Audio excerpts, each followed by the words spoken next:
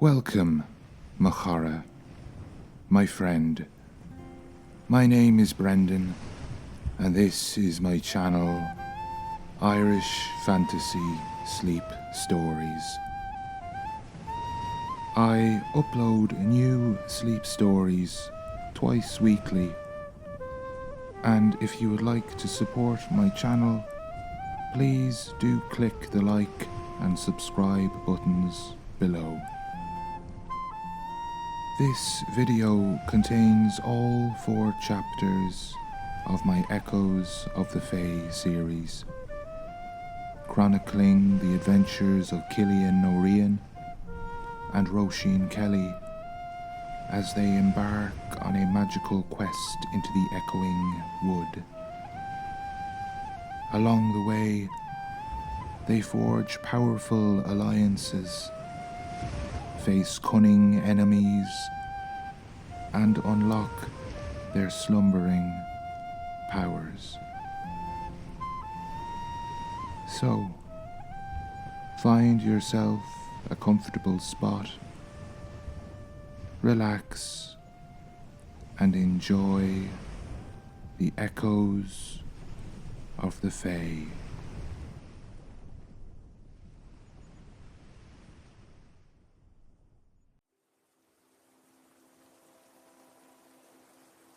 Chapter 1: New Awakenings. Nestled along the rugged west coast of Ireland, the village of Duncarrick seemed to have grown from the very rocks that lined its shores. Ancient stone cottages with thatched roofs huddled together against the ever-present Atlantic winds, their weathered facades telling tales of generations past. The air was thick with the scent of salt and peat, a constant reminder of the village's intimate relationship with both sea and land. At the heart of Duncarrick stood the local pub, the Salty Selkie, its warm glow a beacon to locals and the rare visitor alike. Inside, the low hum of conversation mixed with the occasional burst of laughter, punctuated by the clink of glasses and the crackle of the hearth fire. It was here that the village's stories were shared, its secrets whispered, and its traditions kept alive.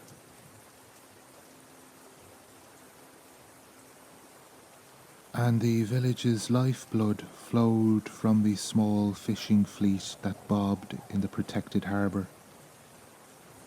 Each morning, before dawn broke over the horizon, the fishermen would set out, their boats cutting through the mist like ghosts.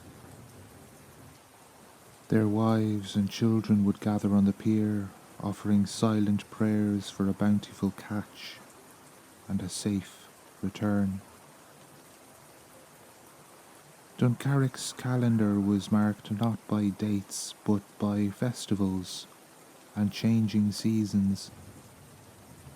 The arrival of spring brought with it the Bealtaine celebrations, where bonfires would light up the hills and young couples would dance until dawn. Summer saw the village green come alive with the annual Féile, a riot of music, dance and storytelling that drew visitors from neighbouring towns.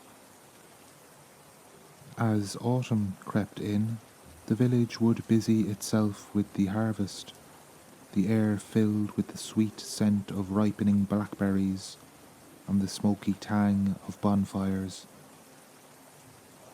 Winter brought with it long nights of storytelling by the fire, tales of fairies and selkies passed down through the generations. The villagers themselves were as much a part of Duncarrick as the stones and sea. There was old Moira, whose knowledge of herbs and remedies made her the unofficial village healer, Seamus, the blacksmith whose mighty arms were said to be able to bend iron as easily as a child might mould clay. Father O'Brien, whose sermons were mercifully short, but whose comfort to the grieving knew no limits.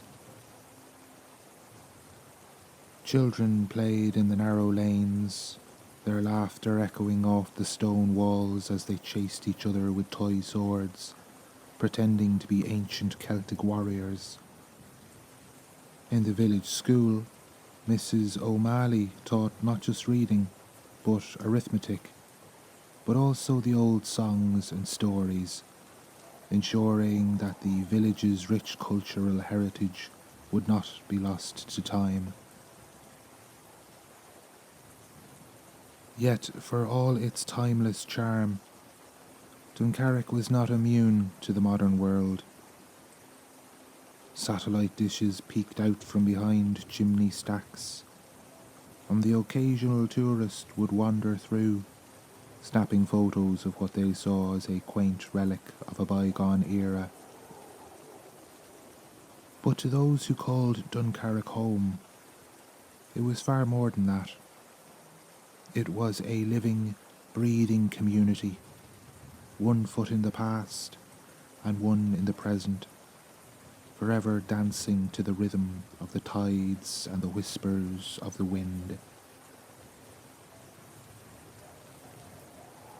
Cillian Róisín and Róisín Kelly had been inseparable since childhood, their friendship as constant as the tides that lapped at Duncarrick's shores.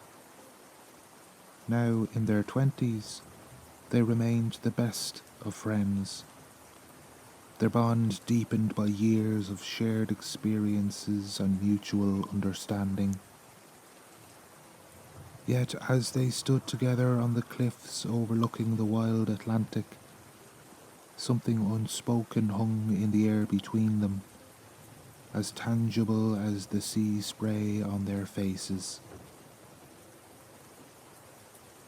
Cillian, with his unruly dark hair and eyes the colour of storm-tossed seas, had grown into a strapping young man. His days were spent working on his father's fishing boat, his hands calloused and strong from hauling nets and battling the elements. Despite the hardships of a fisherman's life, his face was quick to break into a boyish grin, especially when Róisín was around. Róisín, for her part, had blossomed into a beauty that turned heads whenever she walked through the village. Her fiery red hair and emerald eyes were matched by a sharp wit and kind heart. She worked at the local library, surrounded by books that fed her imagination and wanderlust. Yet for all her dreams of far-off places, she always found herself drawn back to the cliffs, to Cillian's side. "Do you ever wonder what's out there, Cillian?" Róisín asked, her gaze fixed on the horizon where sea met sky. Cillian glanced at her profile, admiring the way the wind tousled her hair. "Beyond the sea, you mean? Or beyond Duncarrick?" "Beyond all of it," she replied, turning to meet his eyes. "Don't you feel like there's something more waiting for us?" For a moment, Cillian was lost in the depths of her gaze. He cleared his throat, looked away. "I've got all I need right here," he said softly, immediately regretting how it sounded. Róisín's breath caught, and she felt a warmth creeping into her cheeks that had nothing to do with the brisk wind. "Oh? And what's that then?" Cillian fumbled for words, his usual confidence deserting him. You know, the village, the sea, my family, our friendship. Right, Róisín nodded, trying to ignore the twinge of disappointment she felt. Our friendship. They stood in silence for a while, both acutely aware of the other's presence, of the small space between them that seemed both too vast and not vast enough. Cillian broke the silence first. Race you to the pub? He asked, a mischievous glint in his eye. Róisín laughed, the tension dissipating. You're on, Róisín. And they took off down the path, their laughter carried on the wind. They ran side by side, neither quite pulling ahead, both secretly relishing the closeness. When they reached the salty Selkie, breathless and flushed, their eyes met once again.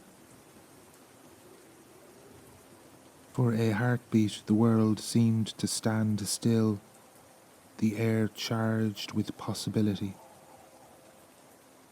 Then the moment passed, and they were just Cillian and Róisín again, best friends since childhood.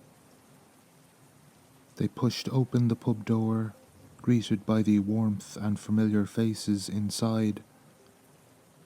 Yet as they settled into their usual spots, ordering pints and falling into easy conversation, both couldn't help but wonder if the other had felt it too. That spark, that hint of something more, just waiting to be kindled into flame.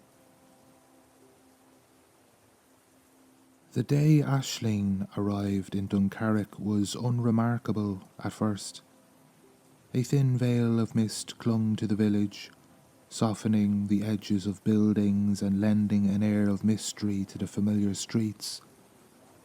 It was mid-morning when she appeared, seemingly materializing out of the fog like a spirit from the old tales.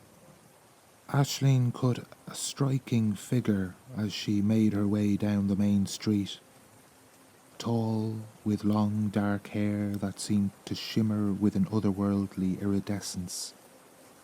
She moved with a grace that seemed almost unnatural. Her eyes, a mesmerizing shade of violet, took in every detail of the village with keen interest. She introduced herself as a travelling merchant, her cart laden with an eclectic array of goods, intricately woven tapestries, bottles filled with strangely coloured liquids, and jewellery that seemed to catch light that wasn't there. But it was Aisling herself who drew the most attention. There was something about her that both attracted and unsettled the villagers. When she spoke, her voice carried a lilting accent that no one could quite place. It was melodious and soothing, yet there was an underlying tone that hinted at hidden depths and ancient secrets. Children were drawn to her like moths to a flame, enchanted by the stories she would tell in hushed tones, tales of fairy rings and underground kingdoms that seemed far too vivid to be mere fantasy. The older residents of Duncarrick watched Aisling with a mixture of fascination and wariness. Old Moira, in particular, would eye the newcomer with a furrowed brow, muttering under her breath about the old ways and the dangers of forgetting them.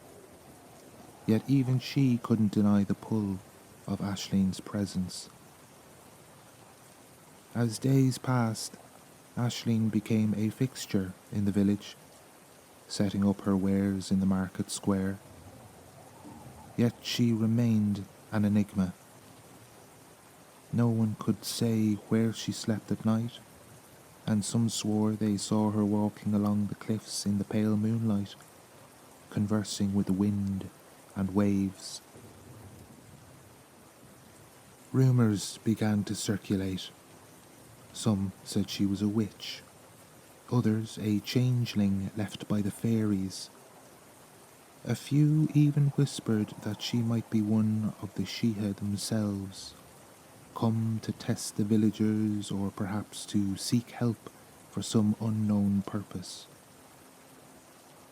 Despite the gossip, or perhaps because of it, business at Ashleen's stall flourished. Villagers found themselves drawn to her, purchasing trinkets and charms they hadn't known they needed until Ashleen suggested them with a knowing smile. Through it all, Ashleen remained serene and enigmatic. She seemed to be waiting for something, or someone. Her violet eyes would often scan the crowds, lingering on certain faces before moving on, as if searching for a sign only she could recognize. As the sun set each evening, casting long shadows across the village, Ashleen would pack up her wares and disappear into the gathering darkness. And each morning she would reappear with the mist, her presence a constant reminder that in Duncarrick, the line between the mundane and the magical was perhaps thinner than anyone had realized. Cillian's encounter with Ashleen came on a blustery afternoon as he was mending nets on the pier. The wind carried her scent, a strange mixture of sea salt and wildflowers. When he looked up, she was standing before him, her eyes seeming to pierce through to his very soul. "Cillian Róisín," she said, his name rolling off her tongue like a melody. "I've been waiting to meet you." Cillian's hands stilled on the net. "You have? Why is that then?" Ashleen smiled enigmatically. "Because, young fisherman, you're meant for more than just casting nets into the sea. There's magic in your blood, ancient and powerful." Cillian chuckled nervously, unsure how to respond to such a strange statement. "I think you might have me confused with someone else. I'm just a simple fisherman." "Are you?" Ashleen asked, her head tilting slightly. "Have you never felt the pull of something greater? Never sensed the whispers of the old world in the wind and waves?" As she spoke, Cillian felt a strange stirring in his chest, as if something long dormant was awakened. Memories flashed through his mind, odd occurrences he'd dismissed over the years, moments when he'd felt an inexplicable connection to the sea and land around him. Ashleen reached out, her fingers barely brushing his hand. At her touch, Cillian gasped. For a moment, he saw visions of ancient standing stones, heard the echo of forgotten songs, felt the pulse of the earth beneath his feet. What was that?" he stammered, pulling his hand away. "That, Cillian Róisín, was a glimpse of your heritage, of your destiny." Ashleen's eyes gleamed. When you're ready to learn more, seek me out. But remember, time is of the essence." With that she turned and walked away, leaving Cillian staring after her, his mind reeling and his heart racing. Róisín's encounter happened later that same day. She was in the library, reshelving books, when she felt a presence behind her. Turning, she found herself face to face with Aisling. "Róisín Kelly," Aisling said softly. "The keeper of stories. How fitting." Róisín blinked in surprise. "I'm sorry, do I know you?" "Not yet," Aisling replied with a smile. "But I know you, Róisín. I know the dreams that fill your heart, the longing for adventure that keeps you awake at night." Róisín felt a chill run down her spine. How could this stranger know such things? Aisling's gaze fell on the book in Róisín's hands, an old tome of Irish mythology. "You've always been drawn to the old tales, haven't you? Ever wondered why?" "They're just stories," Róisín said, but her voice lacked conviction. "Are they?" Aisling asked, reaching out to touch the book. As her fingers made contact, the air around them seemed to shimmer. Róisín gasped as the characters from the book appeared to come to life, swirling around them in a spectral dance before fading away. "What? How did you do that?" Róisín whispered, her eyes wide with wonder and a touch of fear. "I didn't," Aisling said simply. "You did. The power is within you, Róisín. It always has been. You're a weaver of tales, yes? But also a weaver of magic." Róisín shook her head, trying to make sense of what she'd just experienced. "This is impossible. Magic isn't real." Aisling's laugh was like the tinkling of bells. "Oh, Róisín, magic is as real as the air you breathe. It flows through this land, through you and Cillian both." At the mention of Cillian's name, Róisín's head snapped up. "Cillian? What does he have to do with this?" "Everything," Aisling replied. "Your destinies are intertwined, have been since before you were born. There's a task ahead of you both, a duty to this land and the world beyond."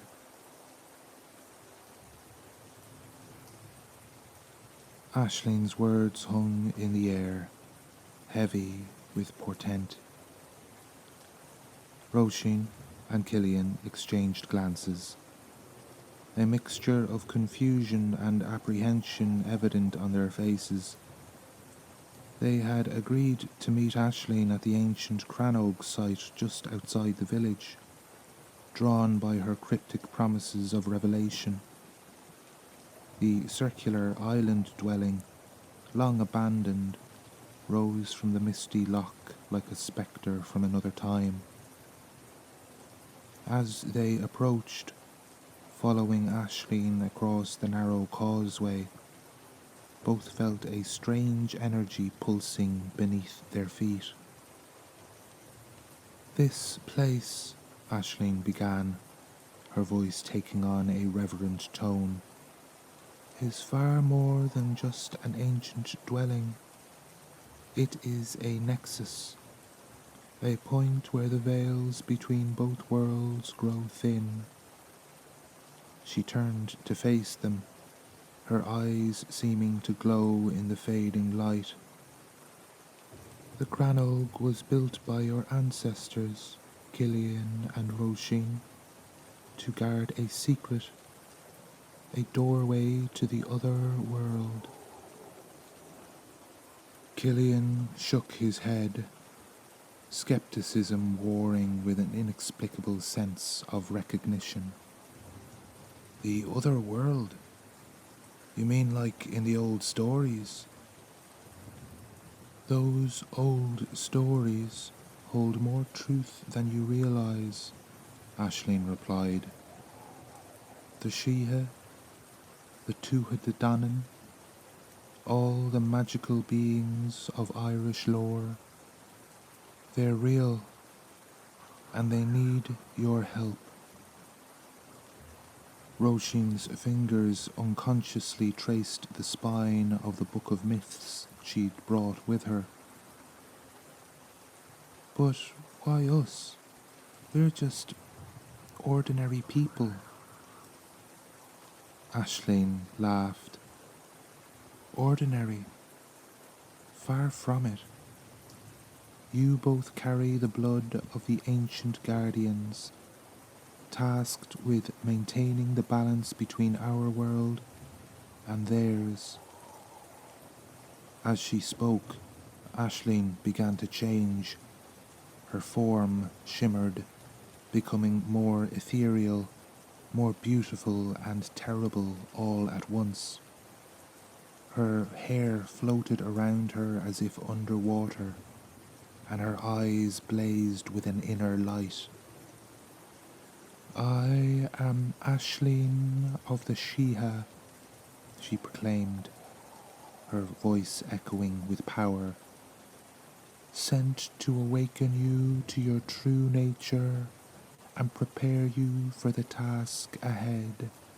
Cillian and Róisín stood transfixed, unable to look away from the transformed being before them.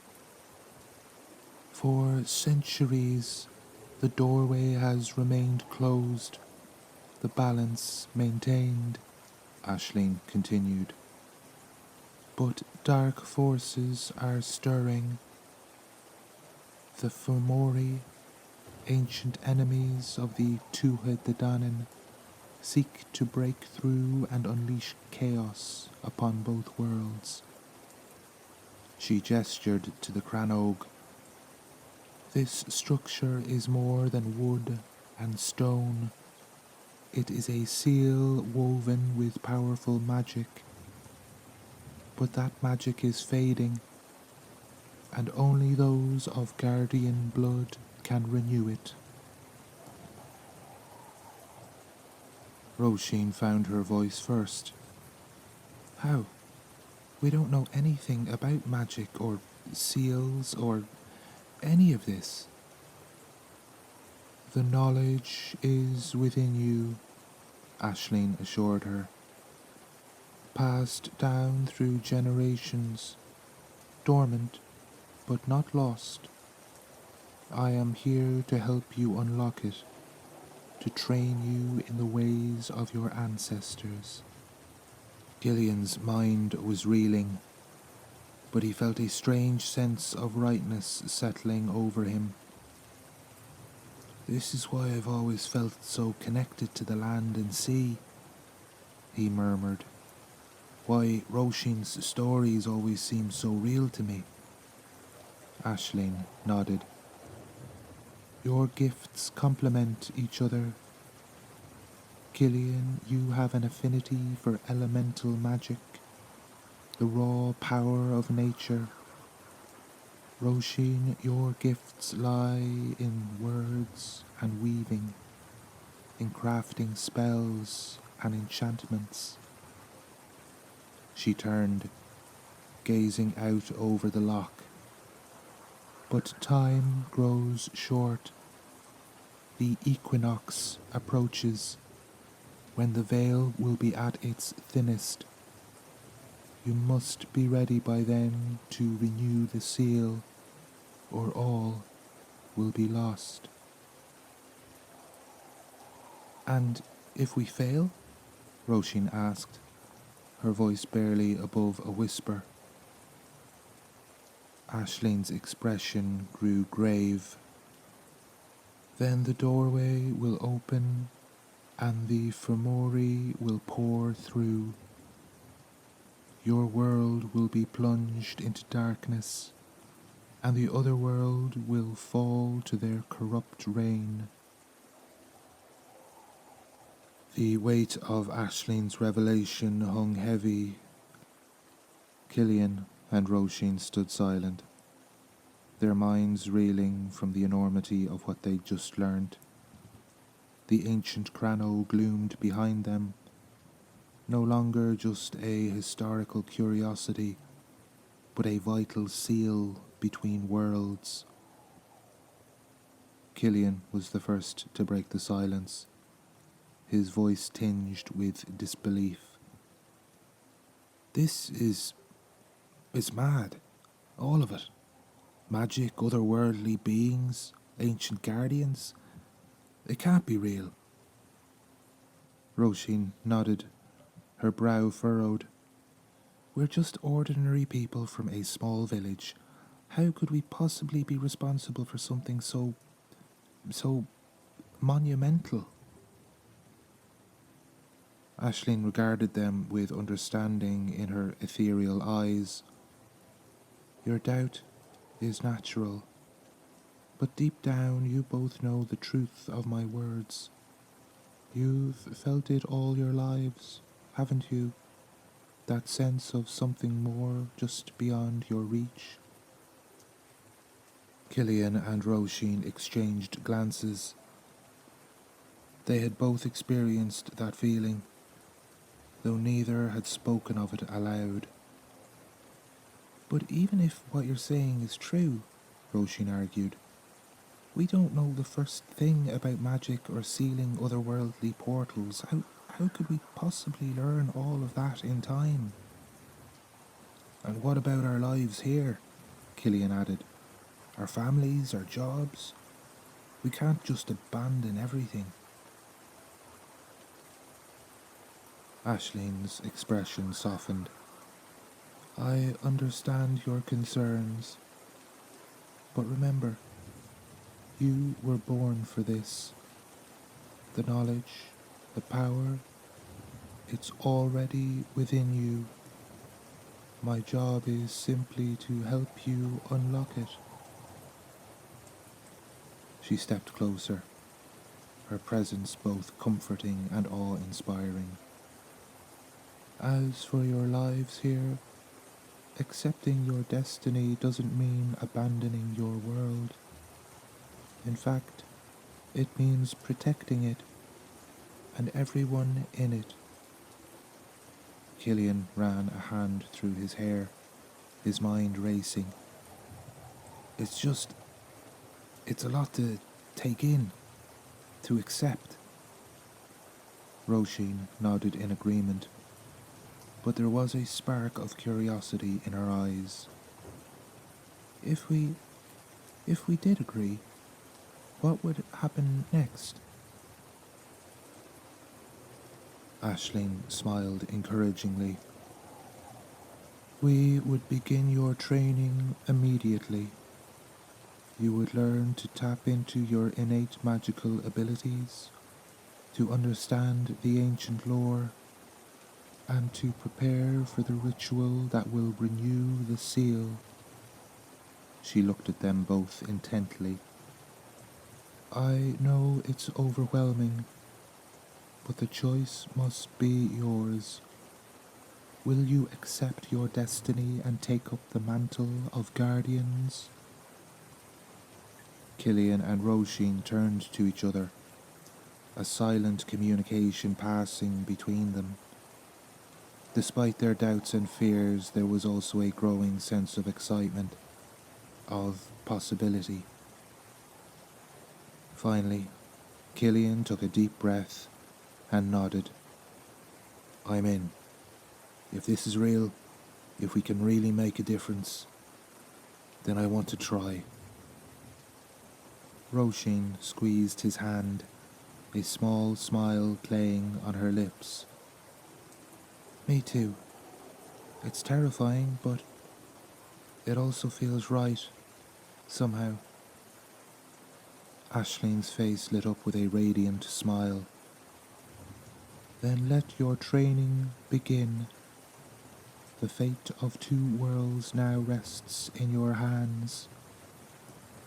As the sun set over the loch, casting long shadows across the ancient crannog, Cillian and Róisín took their first steps on a journey that would change their lives and the world forever.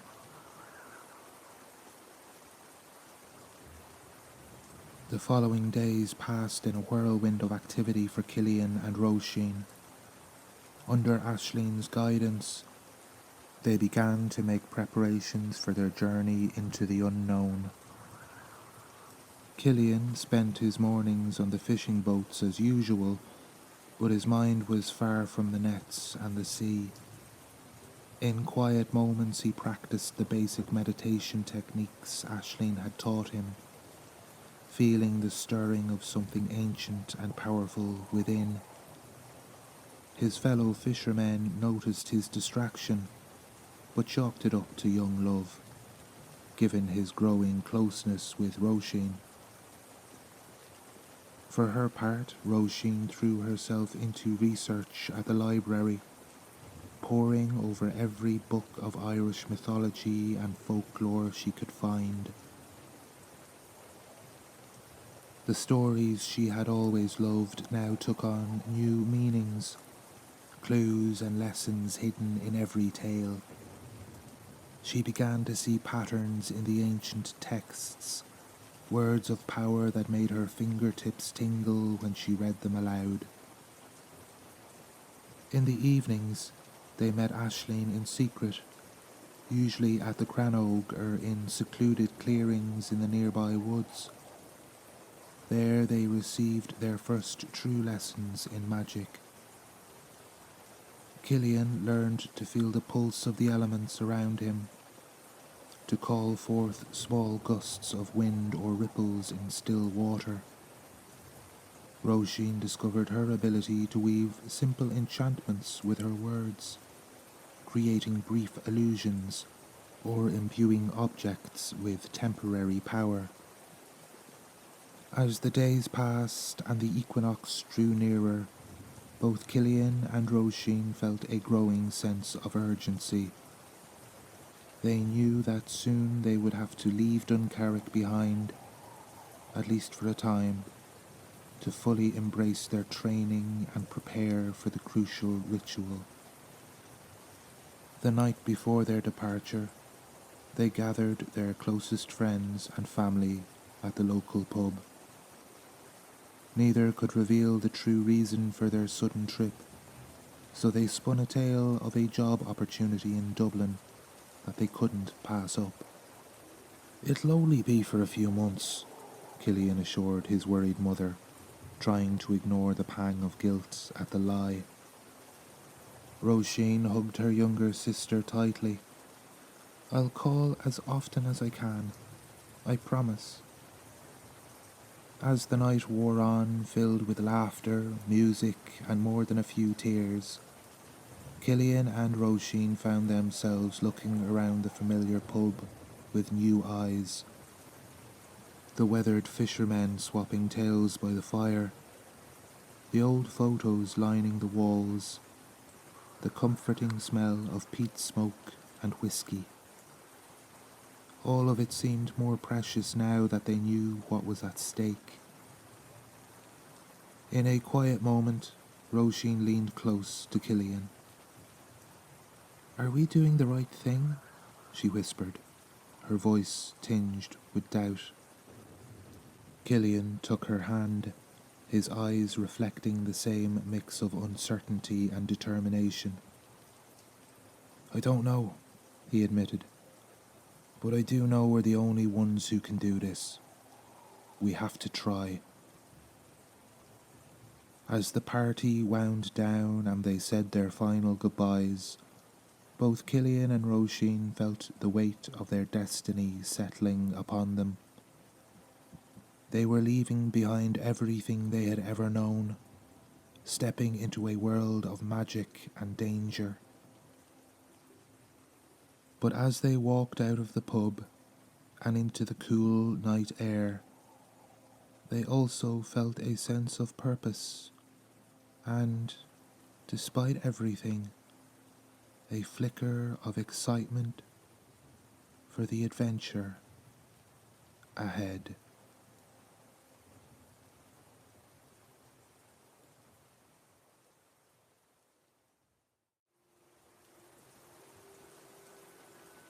Chapter 2. The Journey Begins. Dawn broke over Duncarrick, painting the sky in soft hues of pink and gold, as Cillian and Róisín made their way to the edge of the village. They carried only small backpacks, having been instructed by Aisling to pack light. The early morning mist clung to the ground, giving the familiar landscape an otherworldly quality that seemed fitting for the start of their journey. Aisling was waiting for them at the crossroads, her form shimmering slightly in the pale light. "Are you ready?" she asked, her voice gentle but tinged with urgency. Cillian and Róisín exchanged a glance, both nodding silently. With one last look at the sleeping village behind them, they stepped forward to join their Fae guide. "Where are we going?" Róisín asked as they began to walk, the village quickly disappearing into the mist behind them. "To a place between worlds," Aisling replied cryptically. "A sanctuary where we can begin your true training without fear of interruption or discovery." As they travelled, the landscape began to shift subtly around them. The familiar rolling hills of County Clare gave way to more rugged terrain, ancient forests springing up where fields had been moments before. Cillian and Róisín found themselves losing track of time and direction, guided only by Aisling's unwavering presence. By midday, they had entered a forest unlike any they had ever seen. The trees here were impossibly tall, their trunks wider than houses, with leaves that shimmered with an inner light. The air was thick with magic, making the hairs on the backs of their necks stand up. "Welcome to the Echoing Wood," Aisling announced, gesturing to the majestic trees around them. "This forest exists in both your world and the other world, a place of power and ancient knowledge." As they continued deeper into the woods, Cillian and Róisín began to notice other signs of the magical nature of their surroundings. Flowers bloomed in impossible colours, their petals chiming like tiny bells in the breeze. Small creatures darted between the trees, some familiar, others clearly not of their world. "Keep close," Aisling warned as they crossed a babbling brook. "The paths here can be treacherous for the uninitiated." As if to emphasize her point, Róisín stumbled, nearly losing her footing on a route that seemed to move of its own accord. Cillian caught her arm, steadying her, and for a moment both felt a surge of energy pass through them. "Your powers are already growing stronger," Aisling observed with a smile. "The magic of this place is awakening what lies dormant within you." As the day wore on, fatigue began to set in. The wonder of their surroundings was tempered by the physical toll of their journey and the emotional weight of leaving their old lives behind. Just as Cillian was about to ask how much further they had to go, the trees parted to reveal a clearing. In the center stood a structure that defied description. Part ancient stone circle, part living tree, and part shimmering energy field. "We have arrived," Aisling announced. "This will be your home and training ground for the coming weeks. Welcome to the heart of the echoing wood." Exhausted but filled with a sense of awe, Cillian and Róisín stepped forward into their new, magical reality. The first weeks of training in the heart of the echoing wood proved to be both exhilarating and grueling for Cillian and Róisín. Each day brought new challenges as they struggled to harness their awakening magical abilities and absorb the ancient knowledge Aisling imparted. For Cillian, the biggest obstacle was his own self-doubt. Despite his natural affinity for elemental magic, particularly water, he often found himself second-guessing his abilities. During one frustrating session, he was attempting to create a protective barrier of water around himself. "Focus, Cillian," Aisling urged gently. "Feel the water in the air, in the ground beneath you. Call to it." Cillian closed his eyes, trying to sense the moisture around him. He felt a trickle of power, but as he attempted to shape it, the fledgling barrier collapsed, drenching him in the process. "I can't do this," he growled, shaking water from his hair. "I'm just a fisherman, not some powerful wizard." Róisín, who had been practicing nearby, approached him.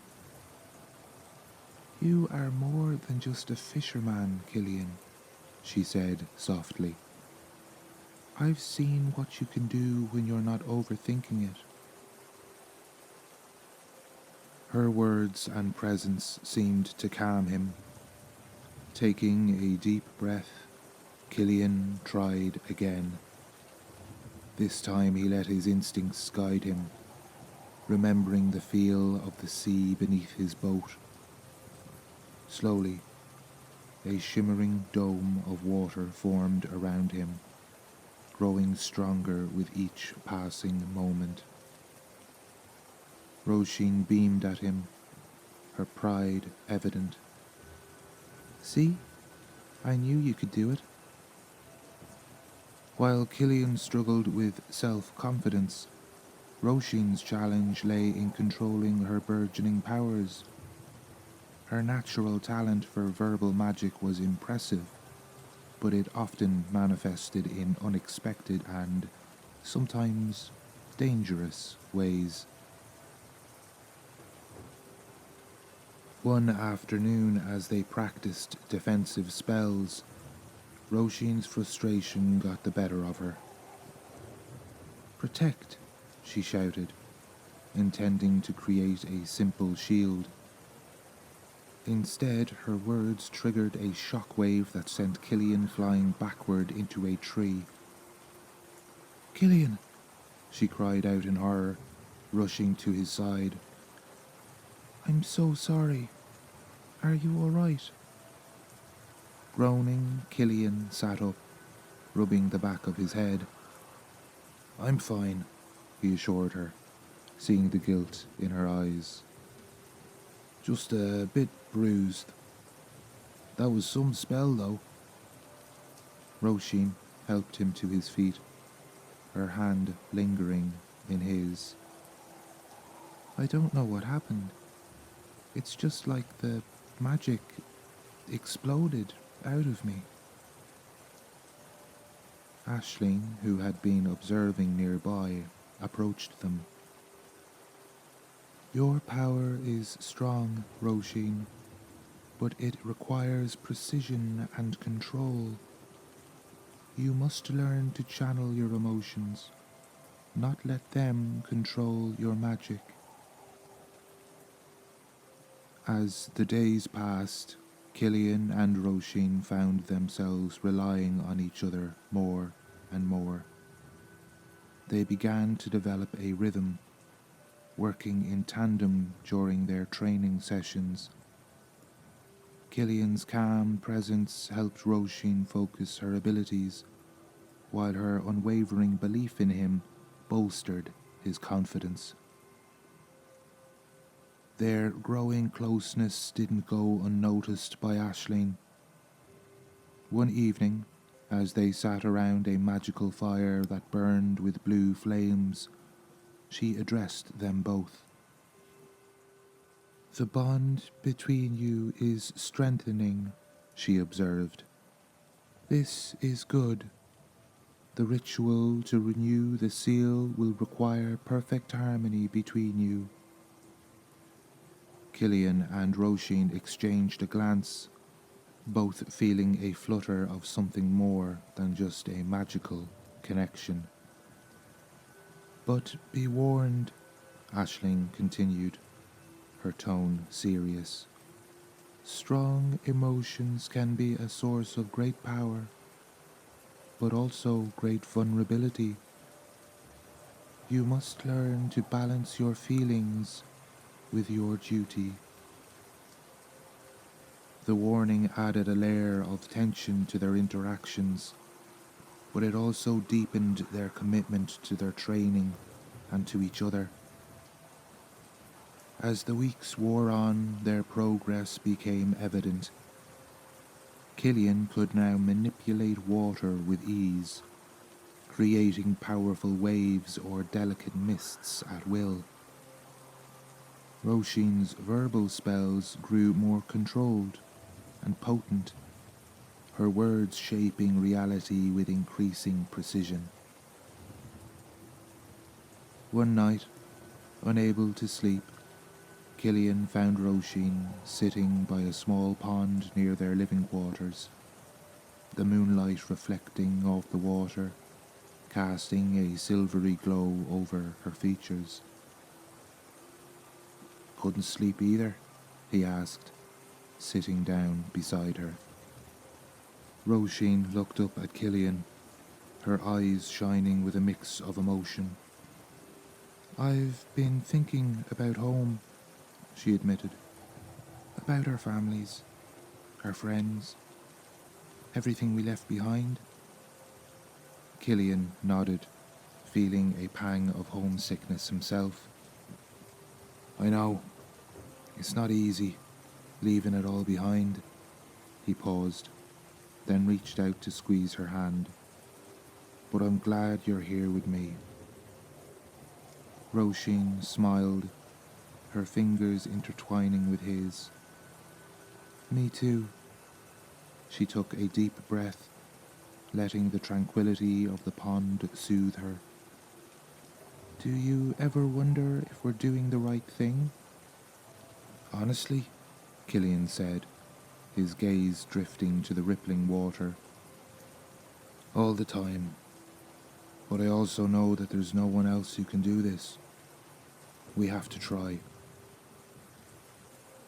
They sat in silence for a while, drawing strength from each other's presence.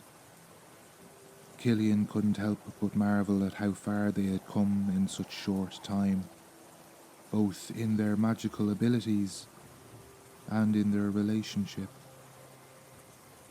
Suddenly, a sharp crack in the nearby woods shattered the peace. Cillian and Róisín both snapped to attention, their senses heightened by years of living in the coastal village. "What was that?" Róisín whispered, her grip on Cillian's hand tightening. Cillian strained his ears, trying to pinpoint the source of the sound. "I'm not sure, but we should..." Before he could finish his sentence, a dark figure emerged from the trees, moving with unnatural speed. Cillian and Róisín scrambled to their feet, their hearts pounding. "Run!" Aislinn's voice rang out from behind them, her usually calm demeanour replaced by urgency. "They've found us."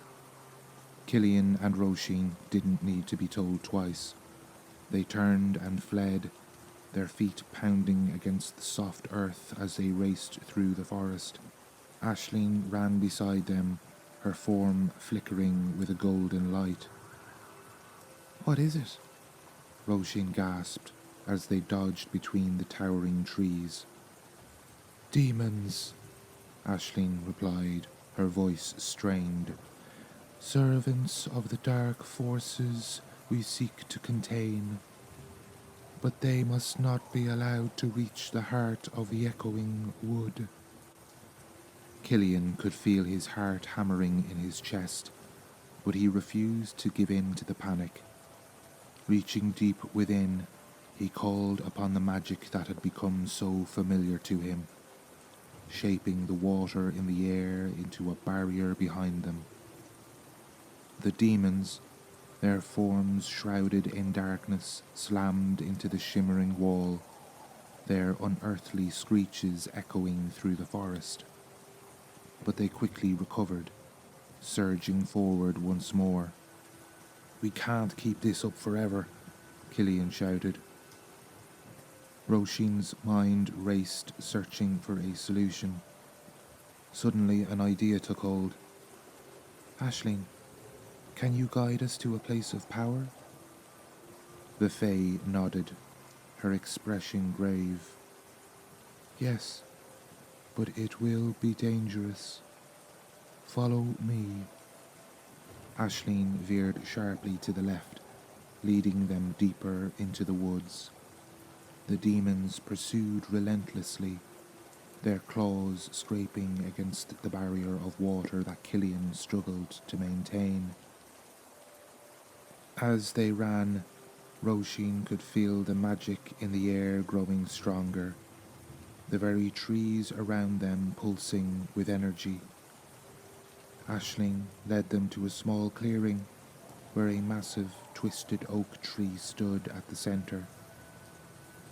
"This is an ancient place of power," Aisling said, her voice barely above a whisper. "Use it to your advantage." Cillian and Róisín clasped hands, their magic intertwining as they faced the approaching demons. Róisín's words rang out, clear and powerful, weaving a spell of protection around the clearing. Cillian, in turn, summoned a mighty wave of water, crashing it down upon their pursuers. The combined force of their magic created a blinding light, accompanied by the agonized shrieks of the demons as they were repelled. Cillian and Róisín held their ground, pouring everything they had into the spell, until finally the darkness retreated, leaving them panting and exhausted. In the eerie silence that followed the retreat of the demons, Cillian and Róisín stood, their hands still clasped together, both trembling from the intensity of the battle. "You did it," Aisling breathed, her eyes shining with pride. "I knew you could." Cillian let out a shaky laugh. "I'm not sure I can do that again any time soon." Róisín squeezed his hand, giving him a reassuring smile. "But we did it together. That's what matters." Just as they were beginning to catch their breath, a rustling in the nearby undergrowth made them all tense up once more. Cillian instinctively stepped in front of Róisín, ready to defend them, when a figure emerged from the trees. "Sean!" Aisling exclaimed, her face lighting up with relief. The tall, rugged man strode towards them, his expression a mixture of concern and determination. "I've been searching for you," he said, his gaze sweeping over them. "I sensed something might be wrong." Aisling moved to greet him, her form flickering with a golden light. "Your timing is impeccable, my friend. We were just fending off an attack by the demons." Sean's eyes narrowed, his hand moving to the sword at his hip. "Demons? Then we must hurry. They will regroup and return with greater numbers." "We can't stay here," Aisling said urgently. "The heart of the echoing wood is no longer safe. We must find refuge elsewhere." Cillian and Róisín exchanged a worried look, the weight of their situation pressing down on them. They had been so focused on their training and the tasks ahead that they hadn't considered the possibility of their sanctuary being compromised. "Where can we go?" Róisín asked, her voice small. Sean's expression softened as he looked at the young pair. "There is a place deep in the mountains where you can find shelter. It is an ancient stronghold, protected by powerful wards." Aisling nodded, her features resolute. "Then that is where we must go. We have no time to lose." Without another word, the group set off, Sean leading the way through the treacherous terrain. Cillian and Róisín walked side by side, their hands occasionally brushing against each other, drawing strength from the other's presence. As they climbed higher into the mountains, the air grew colder and the shadows deeper. Róisín couldn't help but glance over her shoulder, half expecting to see the demons lurking in the darkness. "Don't worry," Cillian murmured, his voice low and soothing. "We'll keep each other safe." Róisín nodded, feeling a surge of gratitude for the young man beside her. In the midst of this perilous journey, his unwavering support and belief in her had become a beacon of hope. As the sun began to set, casting the world in a golden glow, Sean suddenly halted, raising a hand to signal the others to stop. "We've arrived," he announced, his gaze fixed on a towering ancient fortress that loomed before them. "Welcome to Dun Éileann, your new sanctuary." As they approached the formidable walls of Dun Éileann, Cillian and Róisín couldn't help but feel a sense of both relief and trepidation. The remote, fortified stronghold would be their new home, at least for the time being, as they continued their quest to renew the ancient seal. Sean led the way, his stride confident and purposeful. Aisling walked beside him, the two exchanging a few hushed words that Cillian and Róisín couldn't quite make out. "Who is Sean, exactly?" Róisín asked, her gaze fixed on the broad-shouldered man in front of them. Cillian shrugged. "I'm not sure. He seems to know Aisling well, and he was able to find us in the forest, but beyond that, I can't get a read on him." As if sensing their unspoken questions, Sean glanced back over his shoulder, offering them a reassuring smile. "Don't worry, you're both safe here. Dunailin has stood against darkness for centuries." Róisín nodded, but the lingering tension in her shoulders betrayed her uncertainty. "How long do you know Aisling? And why did you come looking for us?" Sean's expression grew serious, his steps slowing as he turned to face them. "Aisling and I have been allies for many years, working to protect the realms from the forces of evil. When she told me of your quest, I knew I had to help." Cillian and Róisín glanced at each other, their minds whirling with the implications of Sean's words. They had been so focused on their training and the looming task ahead that they hadn't considered the larger picture, the decades-long battle against the darkness that Aisling and her companions had been waging. "So you've been fighting these demons all this time?" Cillian asked, his voice tinged with awe and no small amount of trepidation. Sean nodded solemnly. "Yes, and the battle has only grown more desperate in recent years. That's why I'm here, to lend my strength to your cause." Róisín chewed on her lower lip. Do you think we're ready for this? To face such powerful forces of evil?" Cillian reached out, gently squeezing her hand. "We have to be. There's no one else, remember?" Sean regarded them both with a thoughtful expression.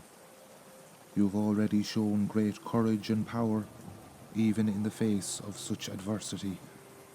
With Aisling's guidance and my assistance, I believe you can succeed." Aisling, who had been listening quietly, stepped forward. "Sean speaks the truth. Your bond and your abilities are the key to renewing the seal, but the road ahead will be perilous. Are you both willing to take up this mantle?" Cillian and Róisín looked at each other, their eyes meeting in a silent exchange. After a moment, they nodded, their resolve hardening. "Yes," said Cillian, his voice firm. "We're ready." Róisín followed suit, her fingers intertwining with Cillian's. "For our people and for the world, we'll do whatever it takes." Standing outside the imposing gates of Dunailin, Cillian couldn't help but feel a sense of awe and trepidation. The ancient walls carved from weathered stone seemed to tower over them, a testament to the long history of the place. Aisling moved to the front of the group, raising a hand in greeting. Moments later, the heavy gates creaked open, revealing a bustling courtyard beyond. Cillian could see people moving about, their faces a mix of curiosity and caution as they caught sight of the newcomers. "This has been a sanctuary for those who fight against the darkness for generations," Sean announced, his voice carrying a note of pride. Cillian and Róisín followed closely as Aisling and Sean led the way through the courtyard, the curious eyes of the inhabitants following their every step. Róisín couldn't help but feel a twinge of self-consciousness, unused to such scrutiny. As they reached the keep, a tall, weathered man approached them, his gaze steady and authoritative. "Aisling, Sean," he said, nodding in greeting. "I see you've brought guests." His eyes settled on Cillian and Róisín, and Cillian could feel the weight of his assessment. "Fionn," Aisling replied, her voice calm and measured. "These are the ones we've been waiting for. Cillian and Róisín, the chosen guardians of the echoing wood." Fionn's expression softened, a faint smile tugging at the corners of his mouth. "So you are the ones who will renew the ancient seal. It is an honour to welcome you to Dun Éileann." Cillian and Róisín exchanged a glance, their nerves palpable. They had been thrust into this role, this responsibility, and the gravity of it all threatened to overwhelm them. Sensing their unease, Sean stepped forward, placing a reassuring hand on Cillian's shoulder. "Fionn and the others here will help guide you, provide you with the knowledge and resources you need to succeed." Róisín offered a hesitant smile, her gaze shifting from Fionn to Sean. "We're grateful for your help. This is all so much to take in." Fionn nodded, his expression understanding. "I know. The path ahead is not an easy one, but you are not alone. We will stand with you every step of the way." As Cillian and Róisín settled into their new quarters within the imposing walls of Dun Éileann, they couldn't help but feel a sense of unease. The fortress, while offering a much-needed sanctuary, also carried an air of secrecy and hidden agendas. Róisín sat on the edge of the bed, her brow furrowed in thought. "Do you trust him, Cillian? Sean, I mean." Cillian, who had been carefully inspecting the room, turned to face her. "I'm not sure. There's something about him that seems off, like he's holding something back." Róisín nodded, her fingers absently tracing the intricate patterns woven into the bedspread. "I felt it too. The way he and Aisling speak, the way the others regard him, it's as if he's more than just an ally." Cillian moved to sit beside her, his shoulder brushing against hers. "Do you think we're in over our heads? That we've made a mistake in trusting them?" Róisín reached out, her hand finding his. "I don't know, Cillian, but I do know that we have no choice but to see this through." Cillian sighed, his fingers intertwining with hers. "I just wish we knew more about what we're up against, about the true nature of the darkness we must confront." Before Róisín could respond, a soft knock on the door drew their attention. Cillian rose to answer it, revealing Sean standing in the hallway, a pensive expression on his face. "I hope I'm not interrupting," he said, his gaze shifting between the two of them. "I was just hoping we could talk." Cillian and Róisín exchanged a quick glance, and Cillian stepped aside, gesturing for Sean to enter. "Of course, please, come in." Sean nodded, his movements graceful and measured as he stepped into the room. I wanted to check in on you both. Make sure you're settling in all right. Róisín offered him a small smile, though her eyes held a hint of skepticism. We're doing well, all things considered, but there is something I've been wondering about. Sean raised an eyebrow, his expression neutral.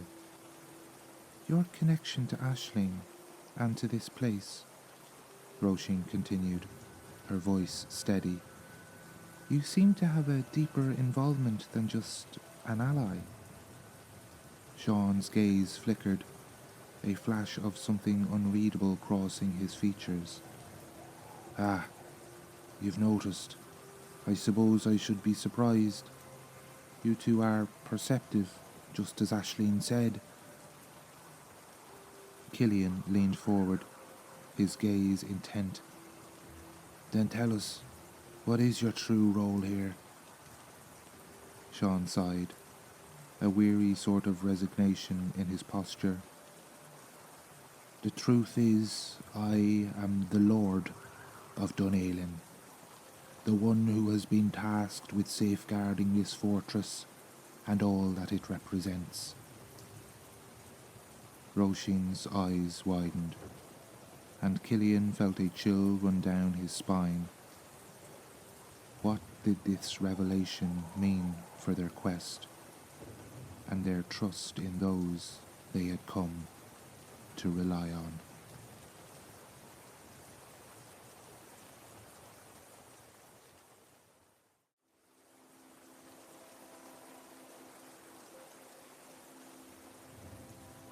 Chapter 3. Secrets of the Crannog.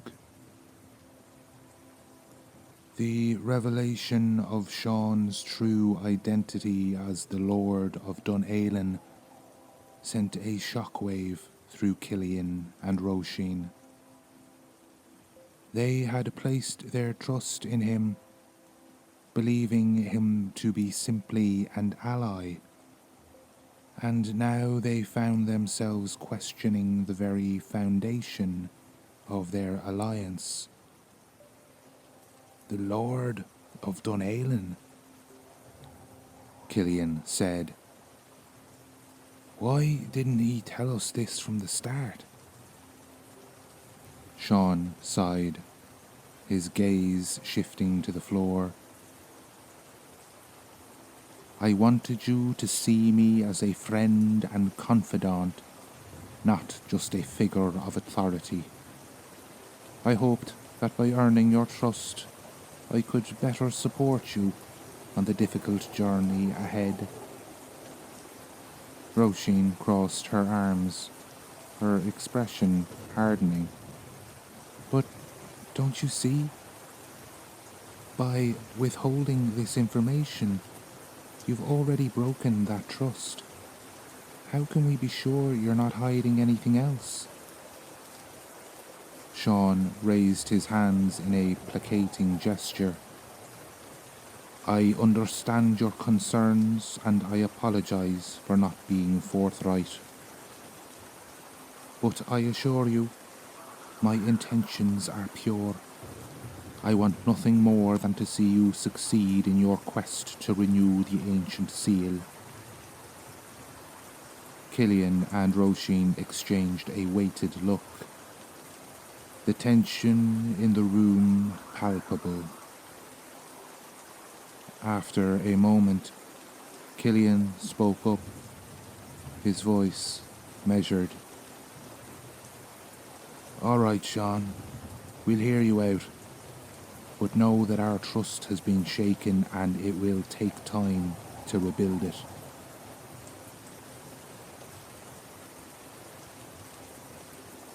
Sean nodded, his expression serious.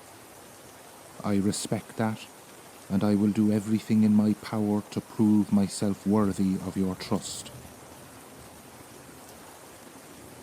As Sean departed, leaving Cillian and Róisín alone once more, the young couple sat in silence. The revelations of the day had left them feeling off balance, unsure of who they could really rely on. "What do we do now?" Róisín whispered, her eyes filled with uncertainty. Cillian reached out, taking her hand in his. "We keep going. We have to. The fate of the echoing wood and perhaps the world depends on us." Róisín nodded, her fingers tightening around his. "I know, but I can't help feeling like we're walking into a trap, with no idea what lies ahead." Cillian offered her a reassuring smile. "We'll face it together, Róisín. That's the only way we'll make it through." In the days that followed, Cillian and Róisín immersed themselves in the wealth of knowledge and resources that Dunalan had to offer. They pored over ancient texts, learned from the skilled warriors and mages who called the fortress home, and prepared themselves as best they could for the challenges that lay ahead. Finally, the time came for them to depart on the next leg of their journey. Sean, his expression solemn, led them to the edge of the echoing wood, where a strange and otherworldly sight awaited them. Amid the mist-shrouded trees, a small island rose from the still waters, its surface dotted with strange, organic structures that seemed to pulsate with an unearthly energy. "Welcome to the Crannog," Sean announced, his voice low and reverent. "This is where you will find the next piece of the puzzle to renew the ancient seal." "The Crannog?"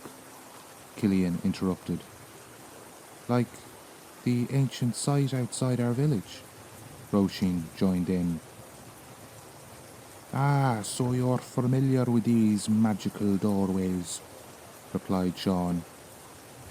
"There are many dotted around the Isle of Ireland, but just as Aisling warned, the magic of their seals is waning."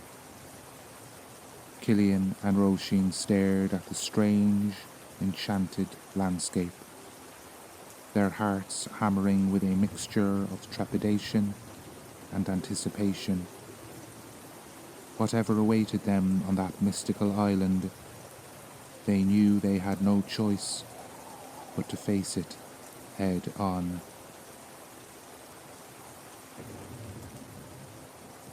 As Cillian and Róisín stared out at the Crannog, Sean stepped forward, his expression solemn.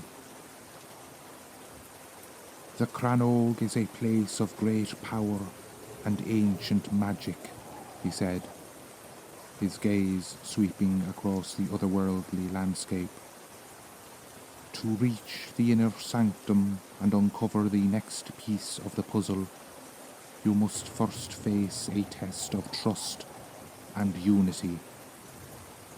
Cillian felt Róisín's hand slip into his, and he gave it a gentle squeeze, drawing strength from her presence. "What kind of test?" Róisín asked, her voice steady despite the uncertainty in her eyes. Sean turned to face them, his expression grave. "The Crannog has a way of revealing the true nature of the bonds between those who seek its secrets. You and Cillian must venture forth together, trusting in each other completely." "What happens if we fail this test?" asked Cillian. Sean's gaze darkened. If your bond falters, the Crannog will not allow you to pass. You will be trapped, unable to continue your quest. Róisín's fingers tightened around Cillian's, and he could see the worry on her face. Then we have no choice but to succeed. Sean nodded, his expression softening slightly. I have faith in you both. The Crannog will guide you, but the strength of your bond will be the key to overcoming its challenges.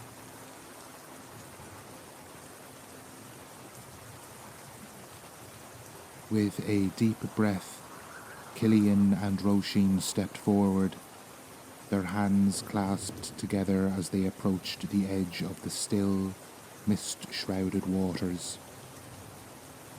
Slowly they began to make their way across the surface, their footsteps seemingly buoyed by the ethereal energy that permeated the air.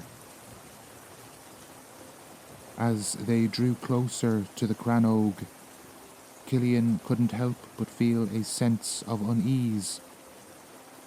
The strange, pulsing structures that dotted the island seemed to watch them, their organic forms shifting and undulating in a way that defied the laws of nature.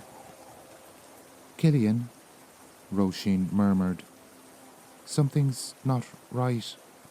I can feel it. He nodded, his grip on her hand tightening. I know. Stay close to me, no matter what happens.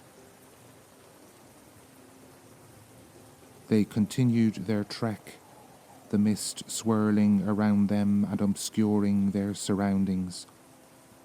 Suddenly, the ground beneath their feet began to tremble, and the water's surface rippled with an unseen force.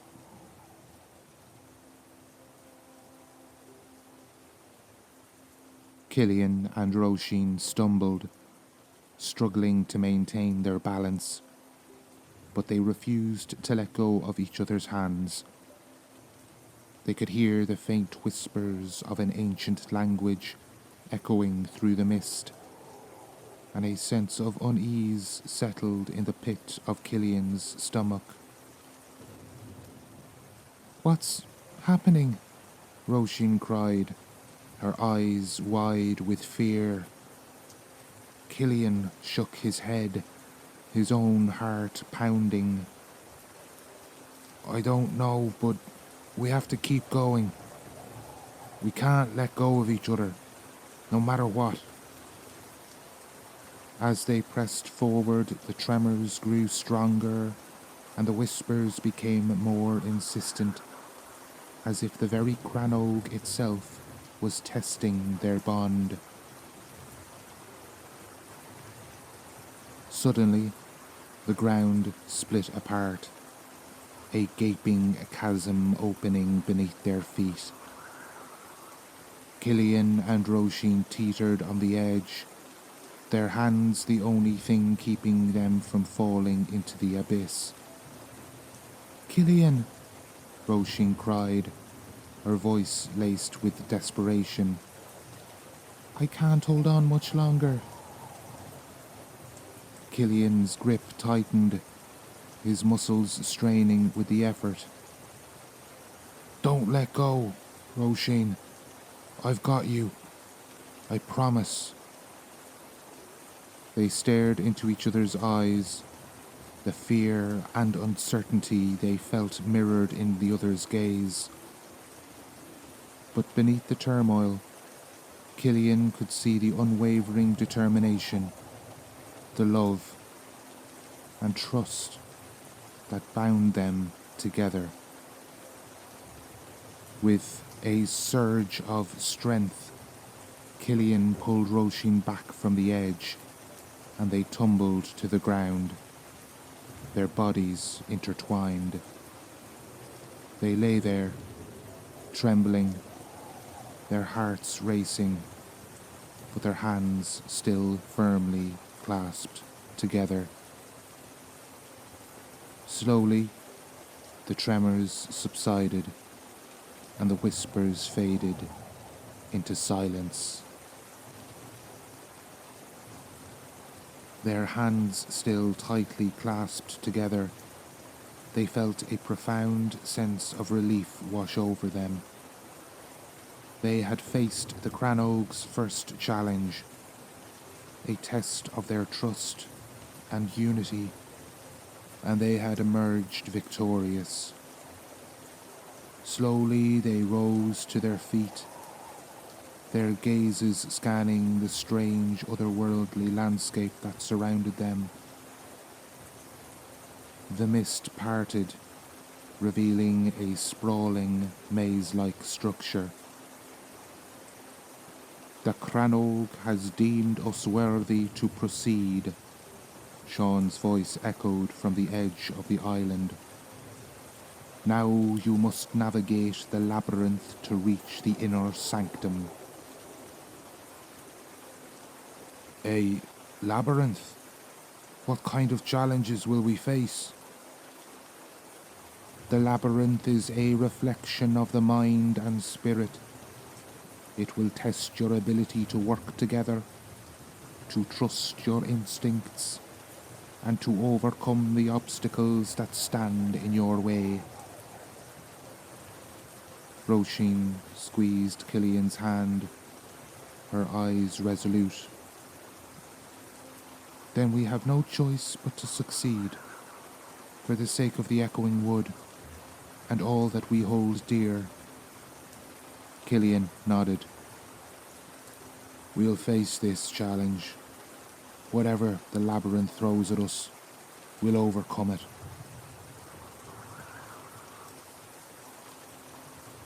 With a deep breath, the two of them turned towards the towering walls of the labyrinth, its intricate patterns and winding paths a puzzle that seemed almost impossible to solve.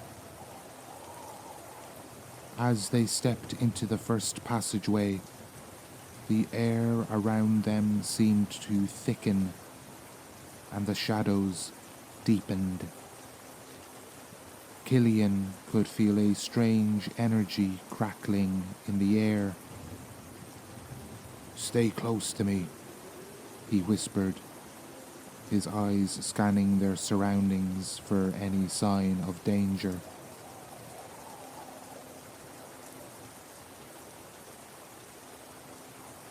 They moved forward, their footsteps echoing in the eerie silence.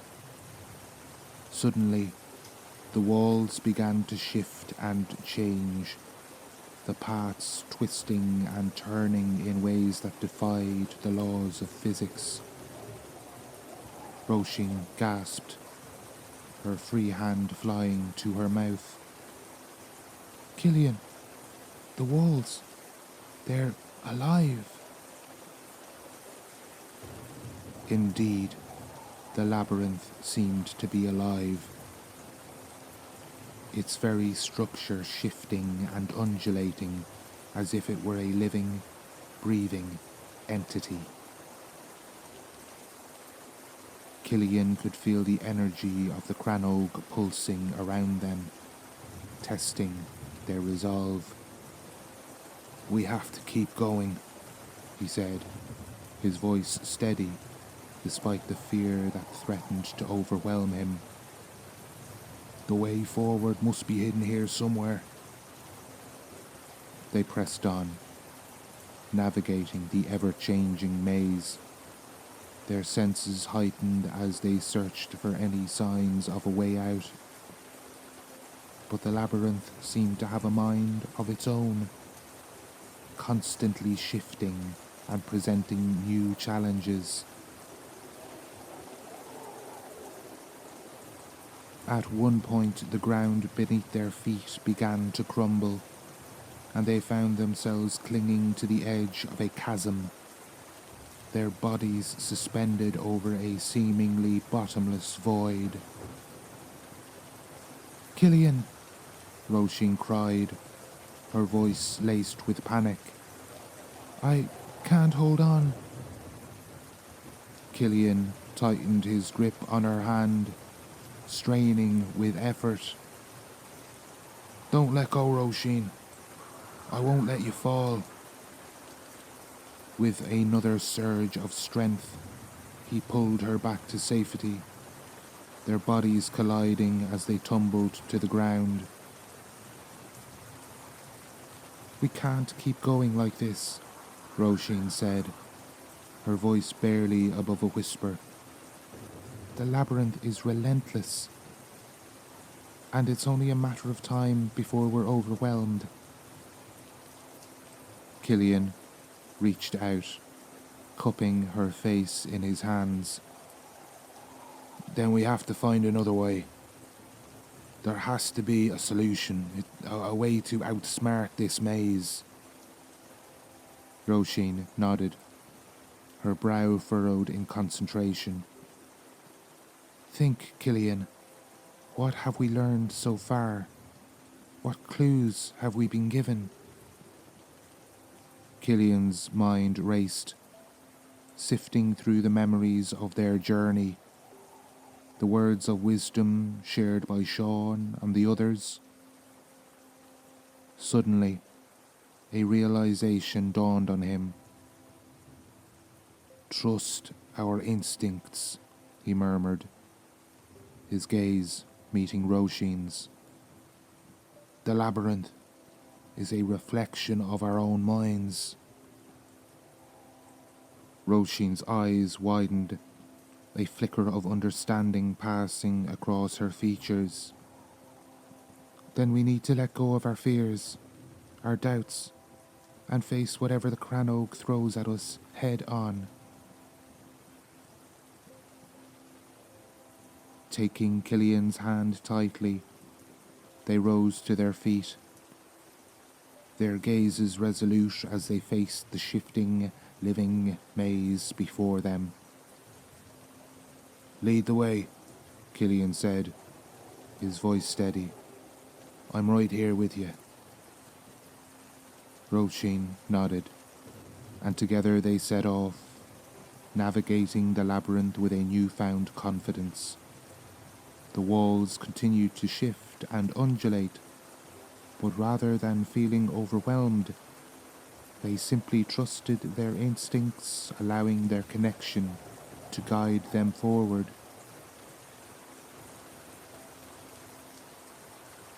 As they traversed the maze, they encountered a series of obstacles. Illusionary beasts emerged from the shadows, their gleaming eyes and bared fangs sparking primal fear within them. But instead of succumbing to panic, Cillian and Róisín stood their ground, their combined strength and unwavering trust in each other dispelling the phantoms. At one point they found themselves facing a towering, faceless figure, its very presence exuding a sense of dread and hopelessness. Róisín faltered, her steps slowing as she felt the weight of her own insecurities and doubts begin to drag her down. Cillian, sensing her struggle, squeezed her hand and pulled her close. It's not real, Róisín. This is just a reflection of your own fears. You're stronger than that. Róisín looked him in the eye, her own shimmering with unshed tears. But what if I'm not? What if I fail and everything we fought for is lost? You won't fail, Cillian said with unwavering conviction, because I'm here and we're in this together. We'll face it, just like we faced everything else.